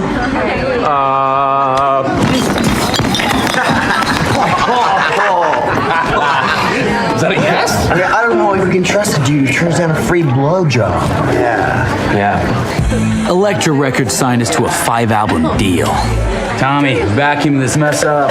Yes, sir. We got a fat cash advance, which meant better drugs and bigger parties. We were the kings. I mean, look at this place. Everybody wanted to party with us. Can I get a fucking line, man? Yeah, right. Get the fuck out of here. I mean, Diamond Dave from Van Halen, right there on our fucking couch. Yeah, can I get a line of that? Whoa, what the fuck, dude? Oh, chill out, asshole. He's cool. Cool? That is David Lee Roth. How about you show a little respect or get the fuck out? Make me, motherfucker.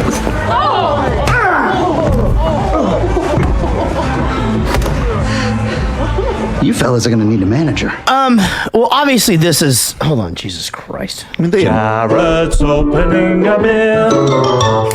Obviously, this is movie magic. I mean, this is. They admit it. Yeah, they stop the whole thing and break the fourth wall, right? Yeah, exactly. And so but Doc McGee, I mean, is he at the point? He does a thing where he goes, I've managed the Scorpions, Kiss, Skid Row, and I just looked at Casey and I just go, yeah, Skid Row's not even a band yet. No, they don't. 81. They don't come around for a very long time. But yeah, I mean, he was the best in the biz besides Sharon Osbourne. And but David Lee Roth would get spotted all around. Like Linus even talks about going there, and he'd just be at the strip clubs, just drinking whiskey and by himself, and just hanging out and partying. And that dude lived the fucking best life. The record guy. Have you seen My Date? And I'll find her later or whatever. Don't ever leave your there. And then Nikki just goes, he learned a very valuable lesson. Don't ever leave your girlfriend around us because we will fuck her. We'll fuck her. And then he goes, and I didn't find out until later. And I was very hurt by it. And it hurt. It hurt quite a bit. Now, they go through a bunch of shit really fast here. Because what a lot of people may look back on and not remember is that there was this festival called the US Festival. Is a really big deal. It was broadcast all over the world. It was this insane festival that launched some people. But there's the big Queen performance, I believe, is from that. Or is that from Live Aid? That was Live Aid. Yeah. Live Aid. Now, you're not talking about the Moscow Peace Festival? Nope. Okay. That's not what I'm talking about. And so Mötley Crüe performed at that thing, and that was sort of like their coming out with the new Shout at the Devil thing. They had the new outfits and shit, which were ill-fitting to these actors, which drove me crazy because those things fit those guys really, really well. Like to me, it was like they were pretending that I was looking at a Star Wars gun at fucking Planet Hollywood while I'm looking at this movie. Like, okay, it doesn't look that cool close up. You know what I mean? That's too much insight. Because in photos, it just looked fucking badass. Yeah, on stage, Jesus badass, Christ, yeah. It looks so cool. And but anyway, they come out and they play Shout at the Devil. And it full on gave me chills. Like this movie, like they just captured it. And Casey just goes, that just gave me chills. And she goes, I felt that like over here. I did. I watched him. He threw that drumstick and then went bam. And I looked at Jarrett because I was like, something. Oh man, like it just felt so good. So there's certain things about this that they just capture so well. And Shout at the Devil was such a Mötley Crüe did something that none of those other dudes were doing. They created controversy. It wasn't just dudes and lipstick. It wasn't just about sex. It wasn't this.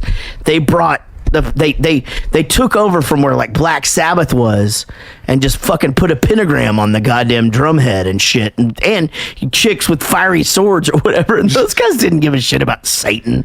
It was just they were just fucking with everybody. But this was the time, and we watched it in Detroit Rock City, where it was like you couldn't even say the word devil without parents going crazy. Oh my god, they were burning records and shit. Yeah. I was telling Casey the other day about she didn't know about Tipper Gore.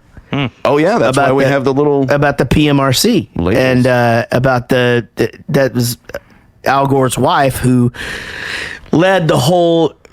Sorry, I'm so tired. The censoring of albums, but that's why we have parental. Yeah, spent her whole life clutching her little pearls. But it kind of backfired though, because it did. If there's people want to buy if there's two records, like I want that one. Yeah, and he invented the internet. I mean, that's the fastest way to distribute this devil music. They had it planned forever. Oh my god, they fucking did it, guys. There's got to be an Illuminati video about that on YouTube. I remember but I do remember. People being like, it's Shout at the Devil, it's satanic, and I remember being that kid going, no, it's not it's not shout with the devil, it's shout at the devil. We're shouting at him. Back off. To devil. Hell with the devil. Yeah. To hell with. Yeah, I mean and that would come out later. You know what's funny is I would wear Mötley Crüe shirts. I'd wear like Queensryche and like all this shit. The 2 times I got sent home, Poison talked dirty to me on the back. But the big one was I showed up in a To Hell with the Devil shirt. You got sent home for that? I got sent home. And I kept saying, it's a Christian band. Yeah. What the fuck? My mom was just like, no more. I'm not coming up here bringing you a shirt anymore. That's not how she said it. I had a Marilyn Manson shirt on, and it was just his face. That's it. Just a face. That's it.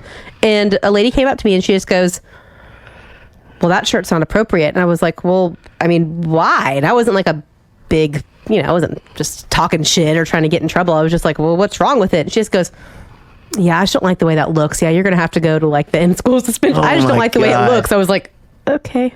Not to be a dick, but it looks a lot like me right now with It's my like our, makeup. it's like our neighborhood. It's like our neighborhood. Just like we just don't like the basketball goal. I had those pants with like the chains on them, because I was super awesome, getting stuck in chairs all the time, like feeling super cool. And the same lady got me in trouble because they were crossed in the back, and she just goes, "I just feel like that means something." Oh, because it was like because they were crossed in an X on my butt. Let's have some fucking fun, huh? Morning, Oz. Oh, you guys need some drinks, eh? Well, drinks are on me. Take it. Go on. Come on. It's like a piggy bank in there. All right, I'll just leave it here for you. Drinks are on me. Drinks are on me. Morning, hey. I'll take a refill. Gross. I gotta hand it to you, Oz. All these years and you're still keeping up with us kids. Keeping up with him. I fucking lapped you, mate. Now come here, have a talk with your Uncle Oz. Come on, come on. Now this is your first real tour, right? I want you to be careful. Have fun, but know when to say when. Because a life full of booze, drugs, and unprotected sex is only gonna fuck you up, man. I mean, you take it too far, and you'll go fucking mad.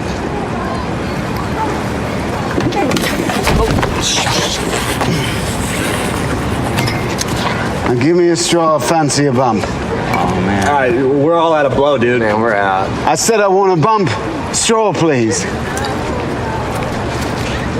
Okay.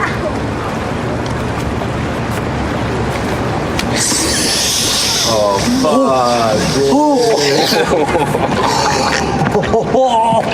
You think you're ready for that, man? Do ya? Huh? You think you're ready for that? Oh. Sorry.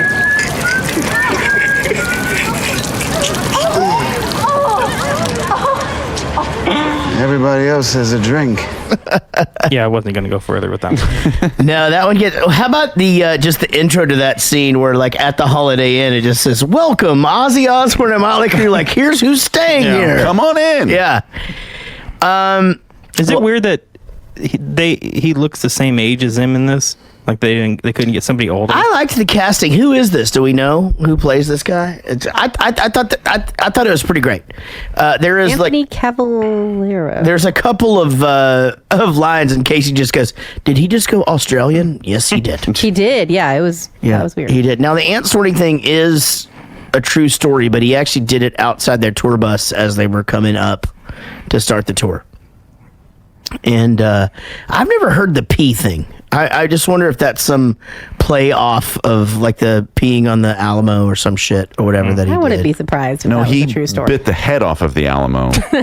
I think is what happened. Right. Never forget. And then they threw a puppy into the crowd. Yeah. The Looks That Kill video, though, they took the time to actually recreate it, and you probably realized that. It's pretty damn close. Well, they show at the end how spot on it was or whatever. They really took the time to do that. But is it as close as the Paul Rudd, Jimmy Fallon video remake that they do? Those are insane. Yeah. I haven't seen that. Oh, they're pretty good. They're so good. Which one they did? Right Round or? That's Rat. Is it? I thought they did that one.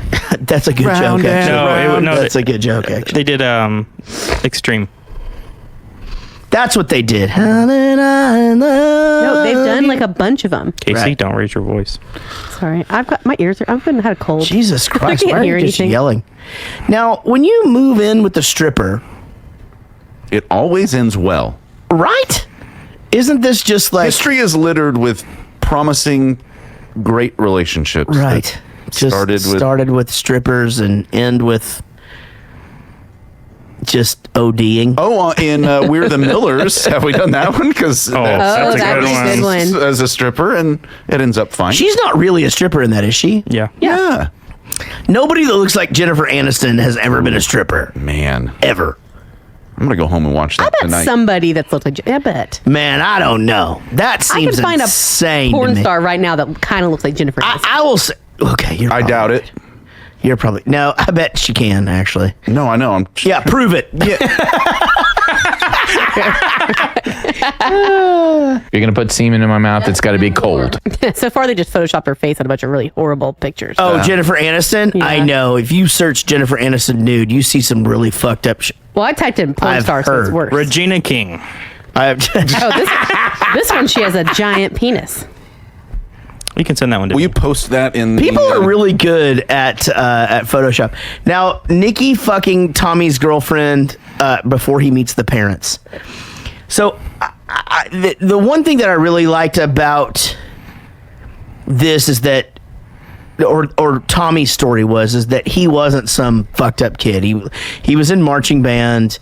His life was happy. His dad tried to be cool, let him go do whatever he wanted or whatever. Did you notice who his dad was? Did you catch that? I didn't. One of the dads on Stranger Things.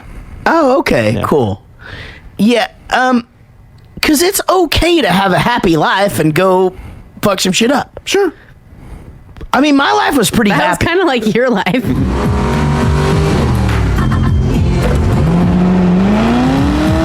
All right, stop stalling. Who would you rather fuck? Cindy Lauper or Boy George? How about neither? Nah, man, you gotta pick one. All right, you got a gun to your head. Fuck one or die. Which one's gonna be?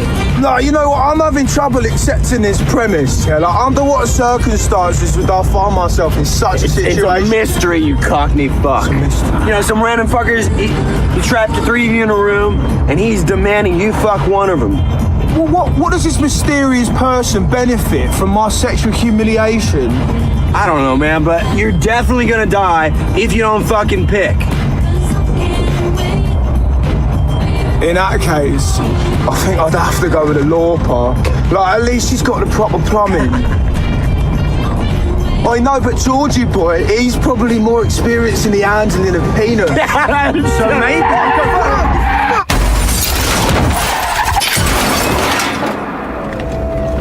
Wake up, man. My buddy fell asleep. Hey, wake up, man. I'll never forget that day at school when that shit had come out on the news or whatever, and it took a while to flicker in because you didn't just, people just didn't have shit. I was in junior high, and you didn't just have things on your phone, so it took a while for it to trickle in, and we all had an idea of who Hannah Rocks was at the time, but they were this big thing that was over in the UK that were coming over here, and we had them in magazines. What we did back then, you would like see bands that look cool and hang them up on your wall, even if you didn't know what they sounded like, because you couldn't just hear them, So it's not like we had access to their music. So this made my stomach hurt a little bit. I didn't like it very much, and I think this movie, takes a turn here. I think the first half of this movie is kind of silly, and a little like, hey, we're just blah blah blah. I think here they start to kind of nail a few things. At least where and the timelines are weird. I get that. If you're a big fan, and I know we have the same problem with the Queen movie and all of that, but this scene fucked with me a little bit. I didn't like it very much. Well, it's kind of when you start to, reap what you sow, right? Yeah. I mean, you can get away with very... That was me. Kind of destructive and irresponsible behavior only for so long until, it starts to catch up with you. And then... Yeah. It's shit like this. This whole part pissed me off. Yeah. Especially finding out that he, it was just a slap on the wrist and, move on with your life. And this guy still gets to just kind of do whatever he wants and be world famous and do the, whatever he does. I guess there's several ways you can go with that. I mean, I don't know. I mean, I don't really know that I ever... I don't know how much of a problem I have with the punishment, because I wasn't in the courtroom and all of that. I don't know. I mean, I've been the passenger in that car many a times, and I chose to get in there. Do you understand what I'm saying? I do understand. I'm not saying that in any way his punishment should have been less or more or whatever, but I think not to be a dick too. I think plenty of people that we know and have been the driver of that car before. Sure. You know what I mean? And that's a complicated. It's complicated situation. Yeah. But yeah, 19 days in jail, $2.5 million. Probably a slap on the wrist. But you know what? To move on to something a little happier, Nikki Sixx finds heroin. Oh, good. Yeah. And so at least that happened. I'd also like to advocate that I do not I don't support drinking and driving. No. Nobody. 0%. Yeah, absolutely. I'm just saying people have made mistakes at different points in their lives and stuff like that. But that's one thing I'm actually super, super weird about is drinking and driving. Yeah. And now I guess my point is that I've been Razzle here. I've been the guy going, what, you're going to go get some fucking barbecue? I'll fucking go with you. Let's go fucking go. Totally. Yeah, we've all And been that I've guy. gotten into that car. Sure. Yep. More times than I should have. Absolutely. So, I don't know. I mean, let's all Uber, guys. Let's fucking Uber. So, Nikki Sixx finds heroin. Finally, this movie's taken a turn. Right. Things are looking up. That's the thing, I guess, that has always scared me about drugs. I've never been a drug guy. You guys obviously know that I like my beer. I like to drink. I have done other like the marijuana a handful of times. Yeah. But drugs in general, like cocaine or heroin or meth or whatever, have always just scared the shit out of me. I could just never do it. And especially just seeing how happy it makes people initially. You know what I mean? Yeah, it's the weirdest thing. I watch enough Intervention and stuff for that specific. That and meth to me just really. Well, my brother's big into science and shit like that. And he was telling me that when you have sex, there's a scale of how happy it can make your brain, and it goes up to the dopamine release. It goes up to 80.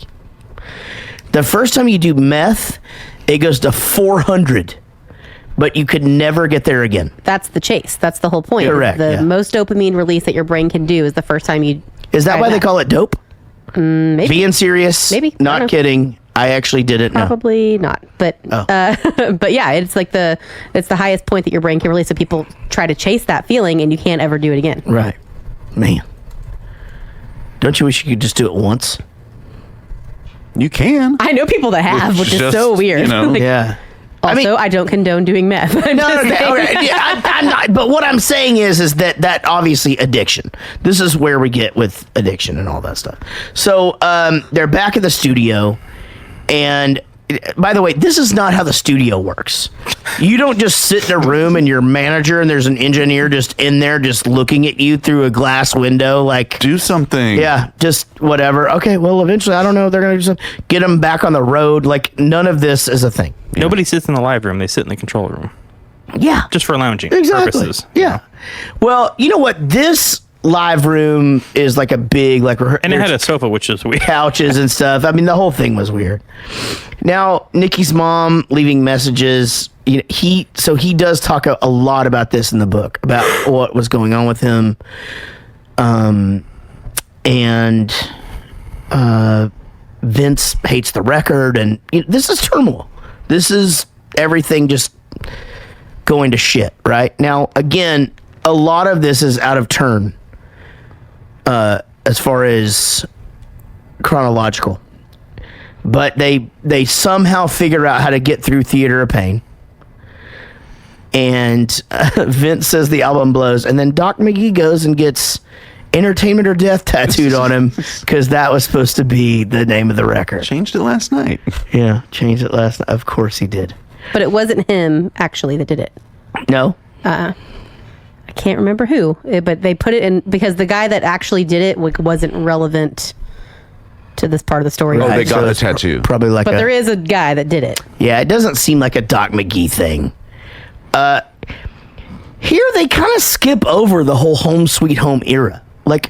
They hinted at it a bunch. They were big here. I mean, they were big. Well, we ain't gonna skip the Home Sweet Home era. That's right, we ain't. Now, Smoking in the Boys' Room was a huge hit. Well, smoking's not allowed in schools, so I don't know how. But Home Sweet Home, Jesus Christ, what an insane song. I mean, got to do Hot Tub Time Machine. Just the fucking, at that point, you know, power ballads are starting to be like a really big thing. I was surprised that it was the album after this when they got their first #1 because I would have assumed those were like. It's not the album after. It's 2 albums after this. I would assume this was like the peak. Yeah. This was like, I finally found the love of a lifetime. It's like all those songs are coming out. That's in the 90s. But I like that song. That's a good one. Love to last my whole life through. No, that song didn't come out in the 90s. It did. Check it. Firehouse. Love of a Lifetime. I bet you it did. I bet you that song came out in 91. God damn it. What is it? September of 1991. Yes! Woo! I am the goddamn best at this game ever. Okay, now Sorry. it's So I songs by text- Lifehouse. No. I texted for Firehouse one time. Firehouse. Did you? Yeah. That's exciting. All right, so are we good on this? He says the album blows. They kind of but again, they were huge here. MTV's starting to be a big thing. You know, now Bon Jovi is they're starting to be kings at this point of MTV. But Mötley Crüe still had it. You know, still had it. What year are we talking now? This is 80. Okay, let me think about that for a second. This is like Slippery When Wet Bon Jovi. This would be early. So this would be the one after Runaway Fahrenheit. It's a B. 451. 9/11. Jesus Christ. You want to know what life on the road's really like? For me, every day went something like this. 5 p.m. Phone rings, wake up. Oh, fuck. Remember nothing.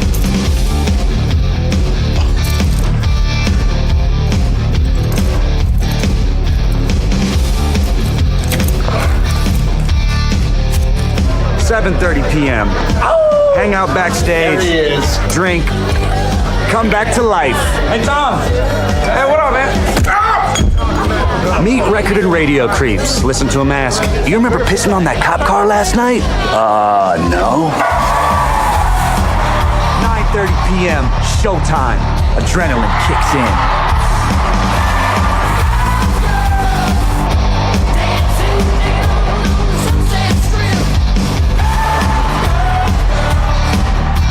.30 motherfucker drum solo in a giant spinning steel cage. What? 11:15 finish show. Walk off stage hyperventilating. Make sure to call fiance before the real party starts. Try your best to sound sober. Hey, babe. Hi, babe. The show is fucking crazy. Hey, what? I miss you. Where are you? Babe? I'm in Massachusetts. Babe, I'm gonna call you right back. Wait. God, I'm so weak. 1 a.m. The stewardess serves up some drugs and drinks. Thank you. For Vince, sleeping pills. For Mick, vodka. For Nikki and me, zombie dust, which keeps the body awake and shuts the brain off, man. 6 a.m. Back at the hotel. Completely shit-faced. Hey, food's ready. Fuck. Wow, this is a nice place. Time to redecorate.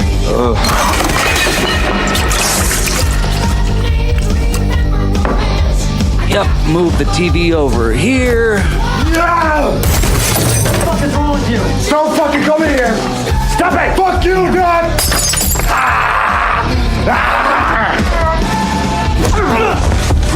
Next thing you know, get handcuffed to the bed by Doc. Did you skip the throwing up on a stripper part? Yep. Okay. That's different. That's a different time, right? No, that was that one. I cut the whole strip scene. Oh, you cut that. Because they get on the airplane and then he says we arrive at our destination. Yeah, at and 4 we o'clock make you our- go to the strippers or whatever. Hey. I don't like the different narrations thing. I think that they were trying to replicate the book a smidge, but some of them are better at narrating than others, and just the flow of it. I thought it was like the only like really cool thing about the movie. Yeah, I didn't like it. Again, maybe it's just because in my head I'm hearing like the way that it should have gone or whatever. I don't know.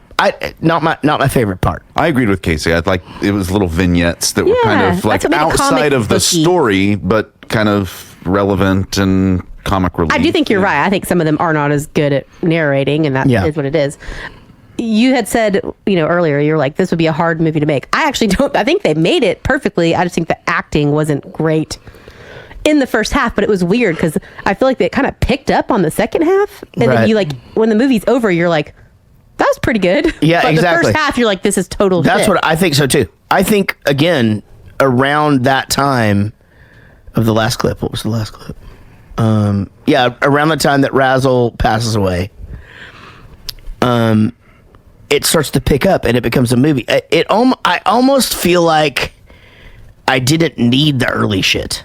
Like I almost feel like it should have just been, okay, here's this thing is a fucking roller coaster, and here's a bunch of. It could have just as easily been a drama, because a bunch of fucked up shit happened in these guys' lives. You know what I mean?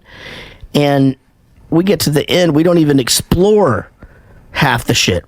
Pamela Anderson never even becomes a goddamn thing in this, and that's a big part of their story. Yeah, I was surprised that didn't show up.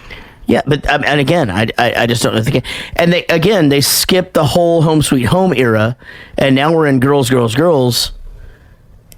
It's a whole thing that we missed. So again, we're back at Girls, Girls, Girls, and God, again, it seemed like a lifetime to me between Theater of Pain and Girls, Girls, Girls. And you know what the great thing about Mötley Crüe back then was, is they could change their image each and every album. And I always thought that was cool how the Beatles would do that. Mm-hmm. And Mötley Crüe were so great at it, because what were the different? I don't know anything about it. No, I think I can explain it in such a way where you'll see it. But at first, it's like Vince Neil in like white leather and red pants, and the rest of the guys are, there's just more like leather and tight and yada yada. The next thing is Theater of Pain. It's like Bowling for Soup 1985. Like they're in polka dots and stripes and this and this and this. Girls, Girls, Girls comes out. Now they've started getting tattoos. They're wearing leather jackets, leather pants, like leather vests and all that shit.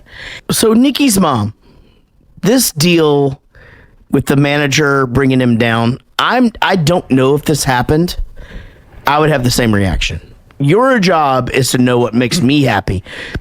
Do what I want to do. It's not your job to fucking bring in somebody fucking like this. You know what I mean? Like, and like I would think maybe just because this was so deep in like the heroin shit, that maybe because this is told by Nikki's perspective, that maybe this was like part of like an intervention-y situation.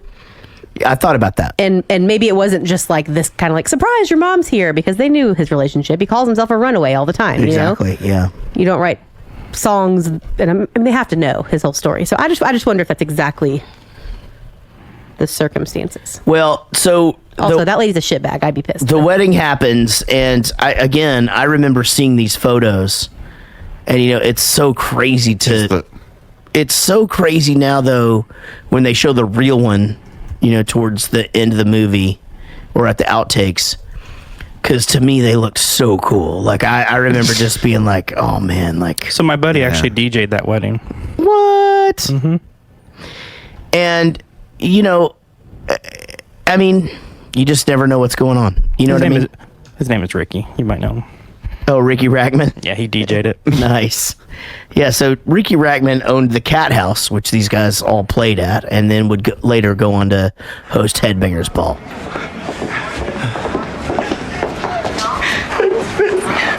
Come here. How is going on?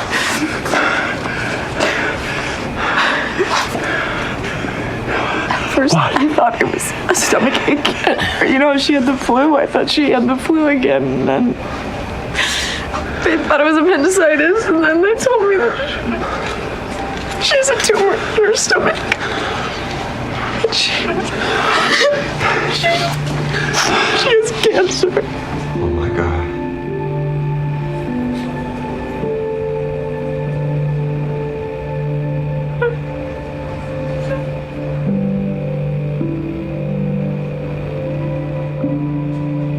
I don't like it here, Daddy. Make it go away. I know, sweetheart. She's gonna be here just a little while longer, okay? But why? Well, you see, sweetheart, you have something growing in your tummy. Like when Mommy had me growing in her tummy? No, honey. It's more like a flower. You have a flower growing in your tummy, but it's the type of flower that's not supposed to be in there. And so the doctors, they're gonna make you sleep for just a little bit while they do an operation. After the doctor takes the flower out, then I can go home? Yeah, then you can go home. Best acting in the entire movie, that little girl. Seriously. If you read this part of the book, it will literally just tear your insides out. I can't imagine, no matter what you think of the guy or what he'd been through, I can't imagine going through this. I mean, she would, it's way more in depth. She would scream at night because she had to go to the bathroom, and it would hurt her so bad that she would just scream. And so he didn't just find out this and show up at the hospital and it was a thing. They had to live like this for a while. This is like, when we watched this movie, I literally went to bed and I couldn't sleep. I researched this whole thing. I had to just know more about what happened. And it's, I don't know, like you said, say whatever you want about the dude, but nobody deserves to go through that. And the fact that after she died, he had the self-realization later that he felt that he had kept her alive too long because he had put her through so many surgeries, and it was a really painful time. It's just, God, we're all parents. She was 4. She was 4 years old when she passed away. That's just, we all have kids. It's just, I don't know. This took the whole movie took a huge turn. And I had only recently met you guys, we had met, but we kind of gotten on a conversational basis at trivia when, I had to leave the one night. Jared, I don't think you were there, but some of your crew was. Because he knew about, Yeah, because he knew about it, and my son had to have an emergency, surgery. Everybody, because you had to break from the thing, and so everybody started texting me, and I had to text you going, hey, I just heard about this. What's happening? And it was a crazy few days. And I remember kind of after he had his surgery, but from the time we took him to the emergency room to the time that we were 50 miles in downtown Dallas at Children's going into surgery was about 12 hours. It was a whirlwind of a thing. He got done with that and everything was fine. And I remember kind of after that going down to the cafeteria by myself to just get a bite to eat real quick. And I sat down and just started bawling, because it was just a lot going on. But at that point I knew he was going to be okay. And there was a part of me then that looked around that cafeteria and I was like, you've got to knock this shit off, because there are people eating in this cafeteria right now they don't ever know when they're gonna go home, and if when they go home they're gonna get to take their kids with them. And it was really eye-opening, to kind of be down there and to, you walk the halls and, you see all kinds, and it's just the most unfair fucking thing ever. And, but it's a perspective like changer. you said, it goes against the laws of the universe. It should never happen. Yep. And I think, in the weird part about it is that we're only kind of in the first generation of, human inhabitants of Earth where this is kind of unexpected, because if you talk to any of your grandparents, or that they almost all had children who passed away, that was a really normal thing, 50, 100 years ago, but now we're at the point where it seems so fucking backwards. And I gave my partner Kelsey all this shit for taking Eller to the hospital because he was throwing up. And I'm like, babe, I didn't go to the hospital every time I was throwing up, growing up. It's like, can we just wait a lot, and, thankfully she did, because it was something a lot more serious than, just having a tummy ache. But yeah, it's just, it's too much. It's like it's too much. They say no parent should ever have to bury a child, and unfortunately, that fucking happens. I mean, I made a joke about her being the best actress in the movie, but that little girl, who can channel that type of? I mean, the director of this said that he could not handle the scene at all because she was so good. I mean, that lip and those eyes and how do you act like that when you're that little? It doesn't make any sense. Wild. I mean, that's exactly what you expect a little girl that age to say and feel and look like, and that's what's so fucking crazy. And the part, and you guys are probably, you don't just have to have a sick kid in the hospital to have experienced this, but when she, is kind of talking to him about it, and he says, well, it's a flower growing in your tummy, and those things are so hard to explain that, and I think we all say, I never lie to my kid. I absolutely. Oh yeah, dude. Absolutely will lie to those kids. Oh, am I going to have to get a shot? Yeah, no, you're going to have to do that. You know what I mean? And then it's, I always say yes, and it fucks them up. Yeah, no, it's we're all doing the best we can. Let's do this. Let's take a break. Let's come back. Let's go pee. Let's come back. We'll do take one. Okay. Let's get off this subject. I'm not going to bring Skylar up again, but may she rest in peace.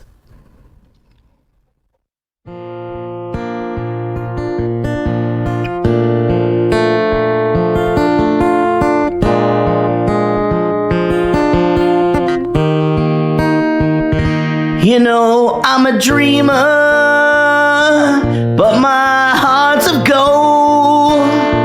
I had to run away high so I wouldn't come home low. Just when things weren't right doesn't mean they're always wrong. Just take this song and you'll never be left all alone. Take me to your heart, feel me in your bone. Just one more night and I'm coming off this long and winding road. I'm on my way, I'm on my way home, sweet home.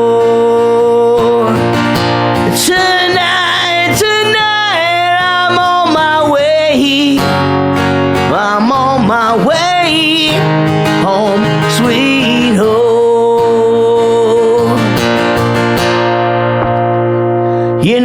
That I've seen too many romantic dreams, open lights falling off the silver screen. My heart's like an open book for the whole world to read. Sometimes nothing keeps me together at the seams. I'm on my way, I'm on my way home, sweet home.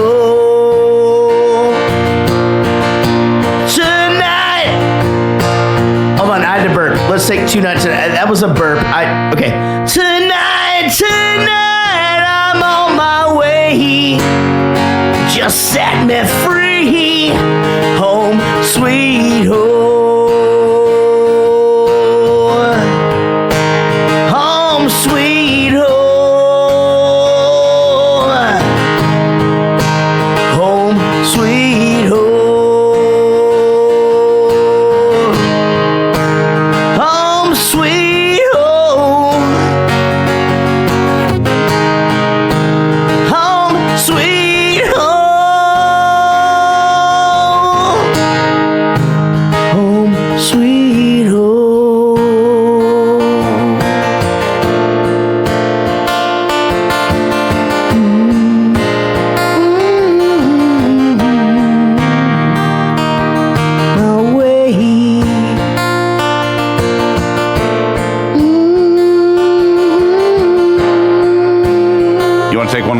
So you're done. Sure. I'm on my way. I'm on my way home, sweet home. Tonight, I'm on my way. Just set me free, home, sweet home. Tonight, I'm on my way. I'm on my way home, sweet home.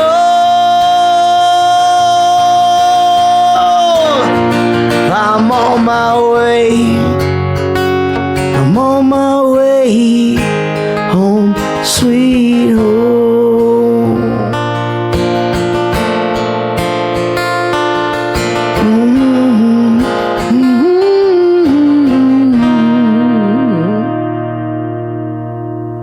Sorry, I talked. I thought it was over. It's okay.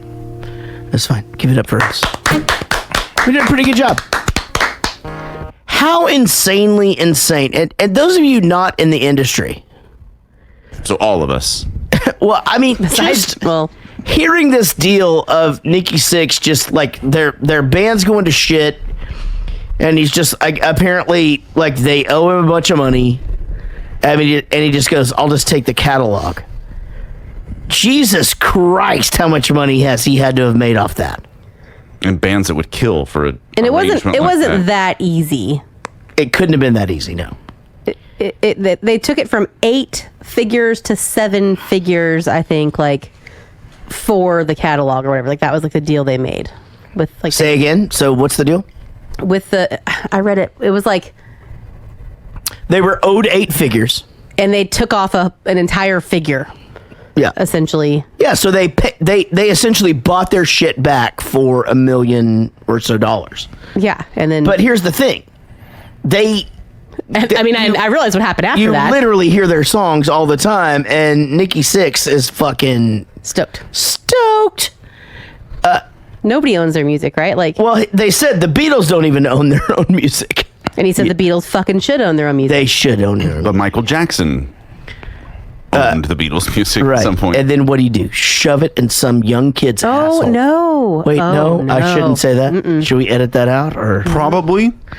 Maybe. Do you know what Michael Jackson and McDonald's have in common? Oh God! Hold on, let me think on it.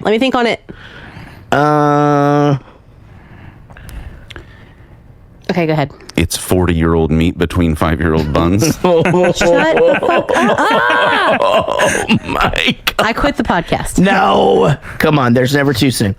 All right, so Heather leaves Tommy. They got the rights back to the music. Nikki visits his dad with his half brother, who's a fan. That's got to be weird. Been there, sort of. Nikki apologizes to Tommy. That's got to be a hard apology to make too, but that's making amends. That, to me, that's part of his 12-step and less about getting the band back together. When Tommy sits down behind his drums, Nikki picks up his bass and Mars plugs in his guitar. Something happens, man. It's like a weird kind of electrical humidity. You don't just hear it, you feel it. All I can say is, we fucking made it, dude. I don't know how we're not dead or in jail. We shit on a lot of people and did things that we regret every day. But somehow, we're still here, in it together. That's fate. That's family. And that's Mötley fucking Crüe.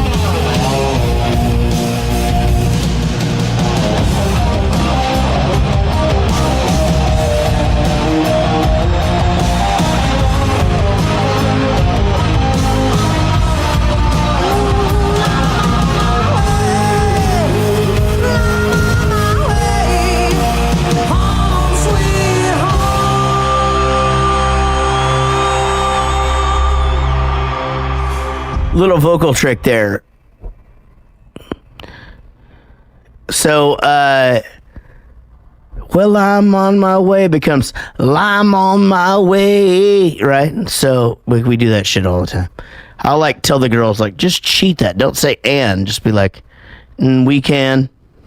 Yeah. Those dudes that walked out, even though we're all ignoring the fact that Vince Neil was a little bit chubbier at that point. But no. This was even at this point. They were definitely chubbier. They show the thing. Even in By this show, time, but these are that's the Mötley Crüe that I would if you said Mötley Crüe, like that's who I see in my head. I see Nikki Sixx with that haircut. I see Tommy Lee with that haircut, and the band. He's starting to do the bandanas and the the this became the Tommy Lee show for years and years and years. Yeah, you don't see in your mind the video of Vince Neil struggling his way through "Kickstart My Heart" from like last year. I showed that video. No, which is nice. Well, you know what? I hate No, I hate that. That's like whenever people do isolated vocals to Mariah Carey, and they do it to her every year because they keep fucking inviting her out on New Year's Eve to sing the same fucking songs, and then somebody isolates her vocals and it's really super choppy, and I'm like, she had her time.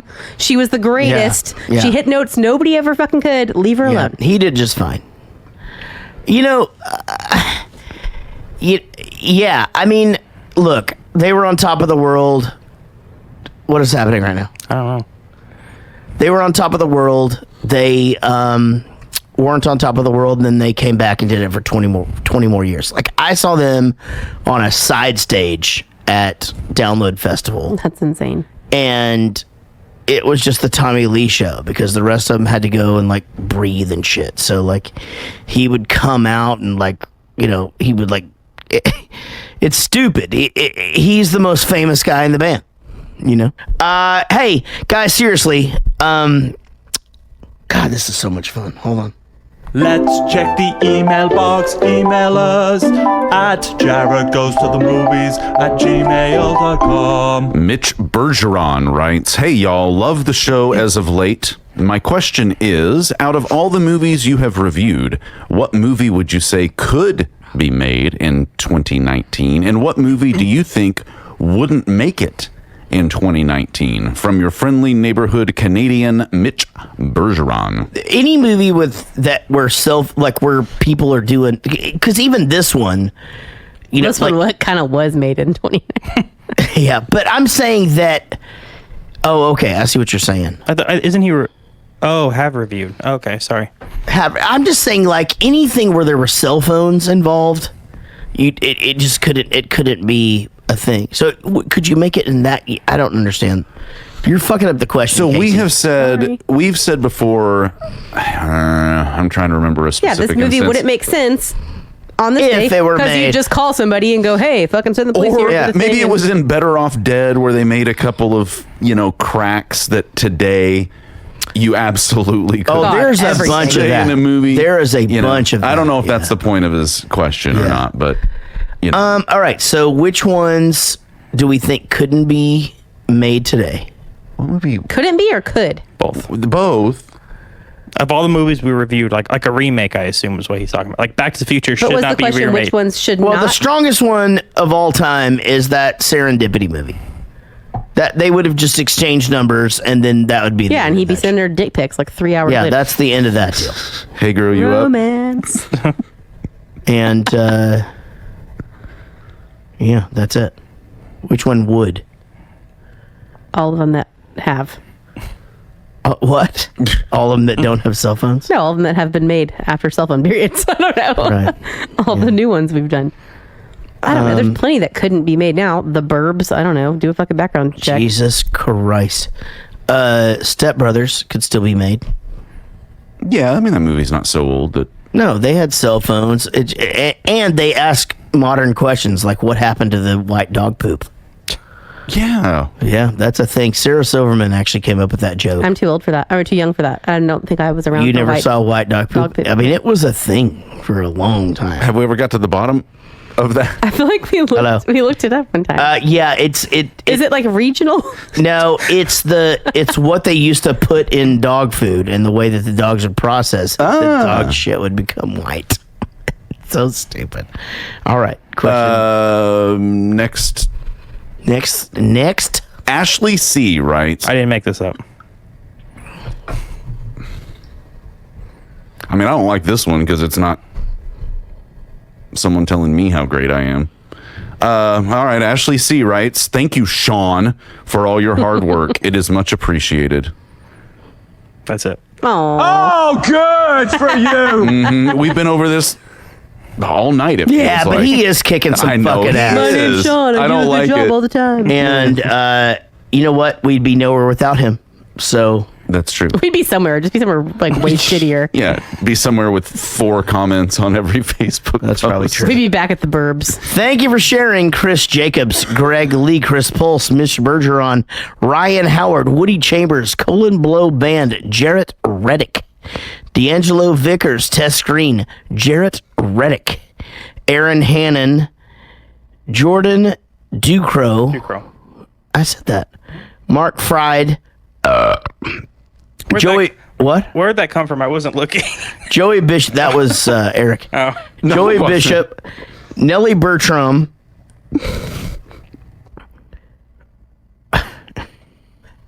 What is that? A funny? I can't. Are y'all already laughing about something that's coming up? No, I was joking. Michael Rusi. You guys suck. No, you better edit this to make it look amazing. You said it right. Sound. Simon Rogers, Ryan Price, Jonathan Oakley, Jared Mealy. I don't know how to say that. Jared Neely? No, we said this last Jared Mealy. Oh. Dwayne Tyree, Platinum Music Complex, Concert Connection, Rick Hare, and Jan Livison Gould. Was there one that what did I do? Did I do one? No. What did I do? Which one was it? Sean told me not to laugh, and Sean cannot not laugh. Which one is it? You got about 5 cast members of The Office in there. Oh, God damn. How would I know that? Characters, not even cast members. Characters, yeah. Jesus Christ. How would I know that? He told me not to laugh, and then he's losing his shit. Happy birthday. Kate. Also, Jan Livingston Gold fucking... That's Oh, sorry. No more Gould? Damn it. I'm out of here. What happened to Gould? We'll see you down the road. You know I'm a dreamer, but my heart's of gold. I had to run away high, so I wouldn't come home low. Just when things went right, it doesn't mean they were always wrong. Just take this song, and you'll never be left all alone. Take me to your heart, fill me in your bones. Just one more night, and I'm coming on this long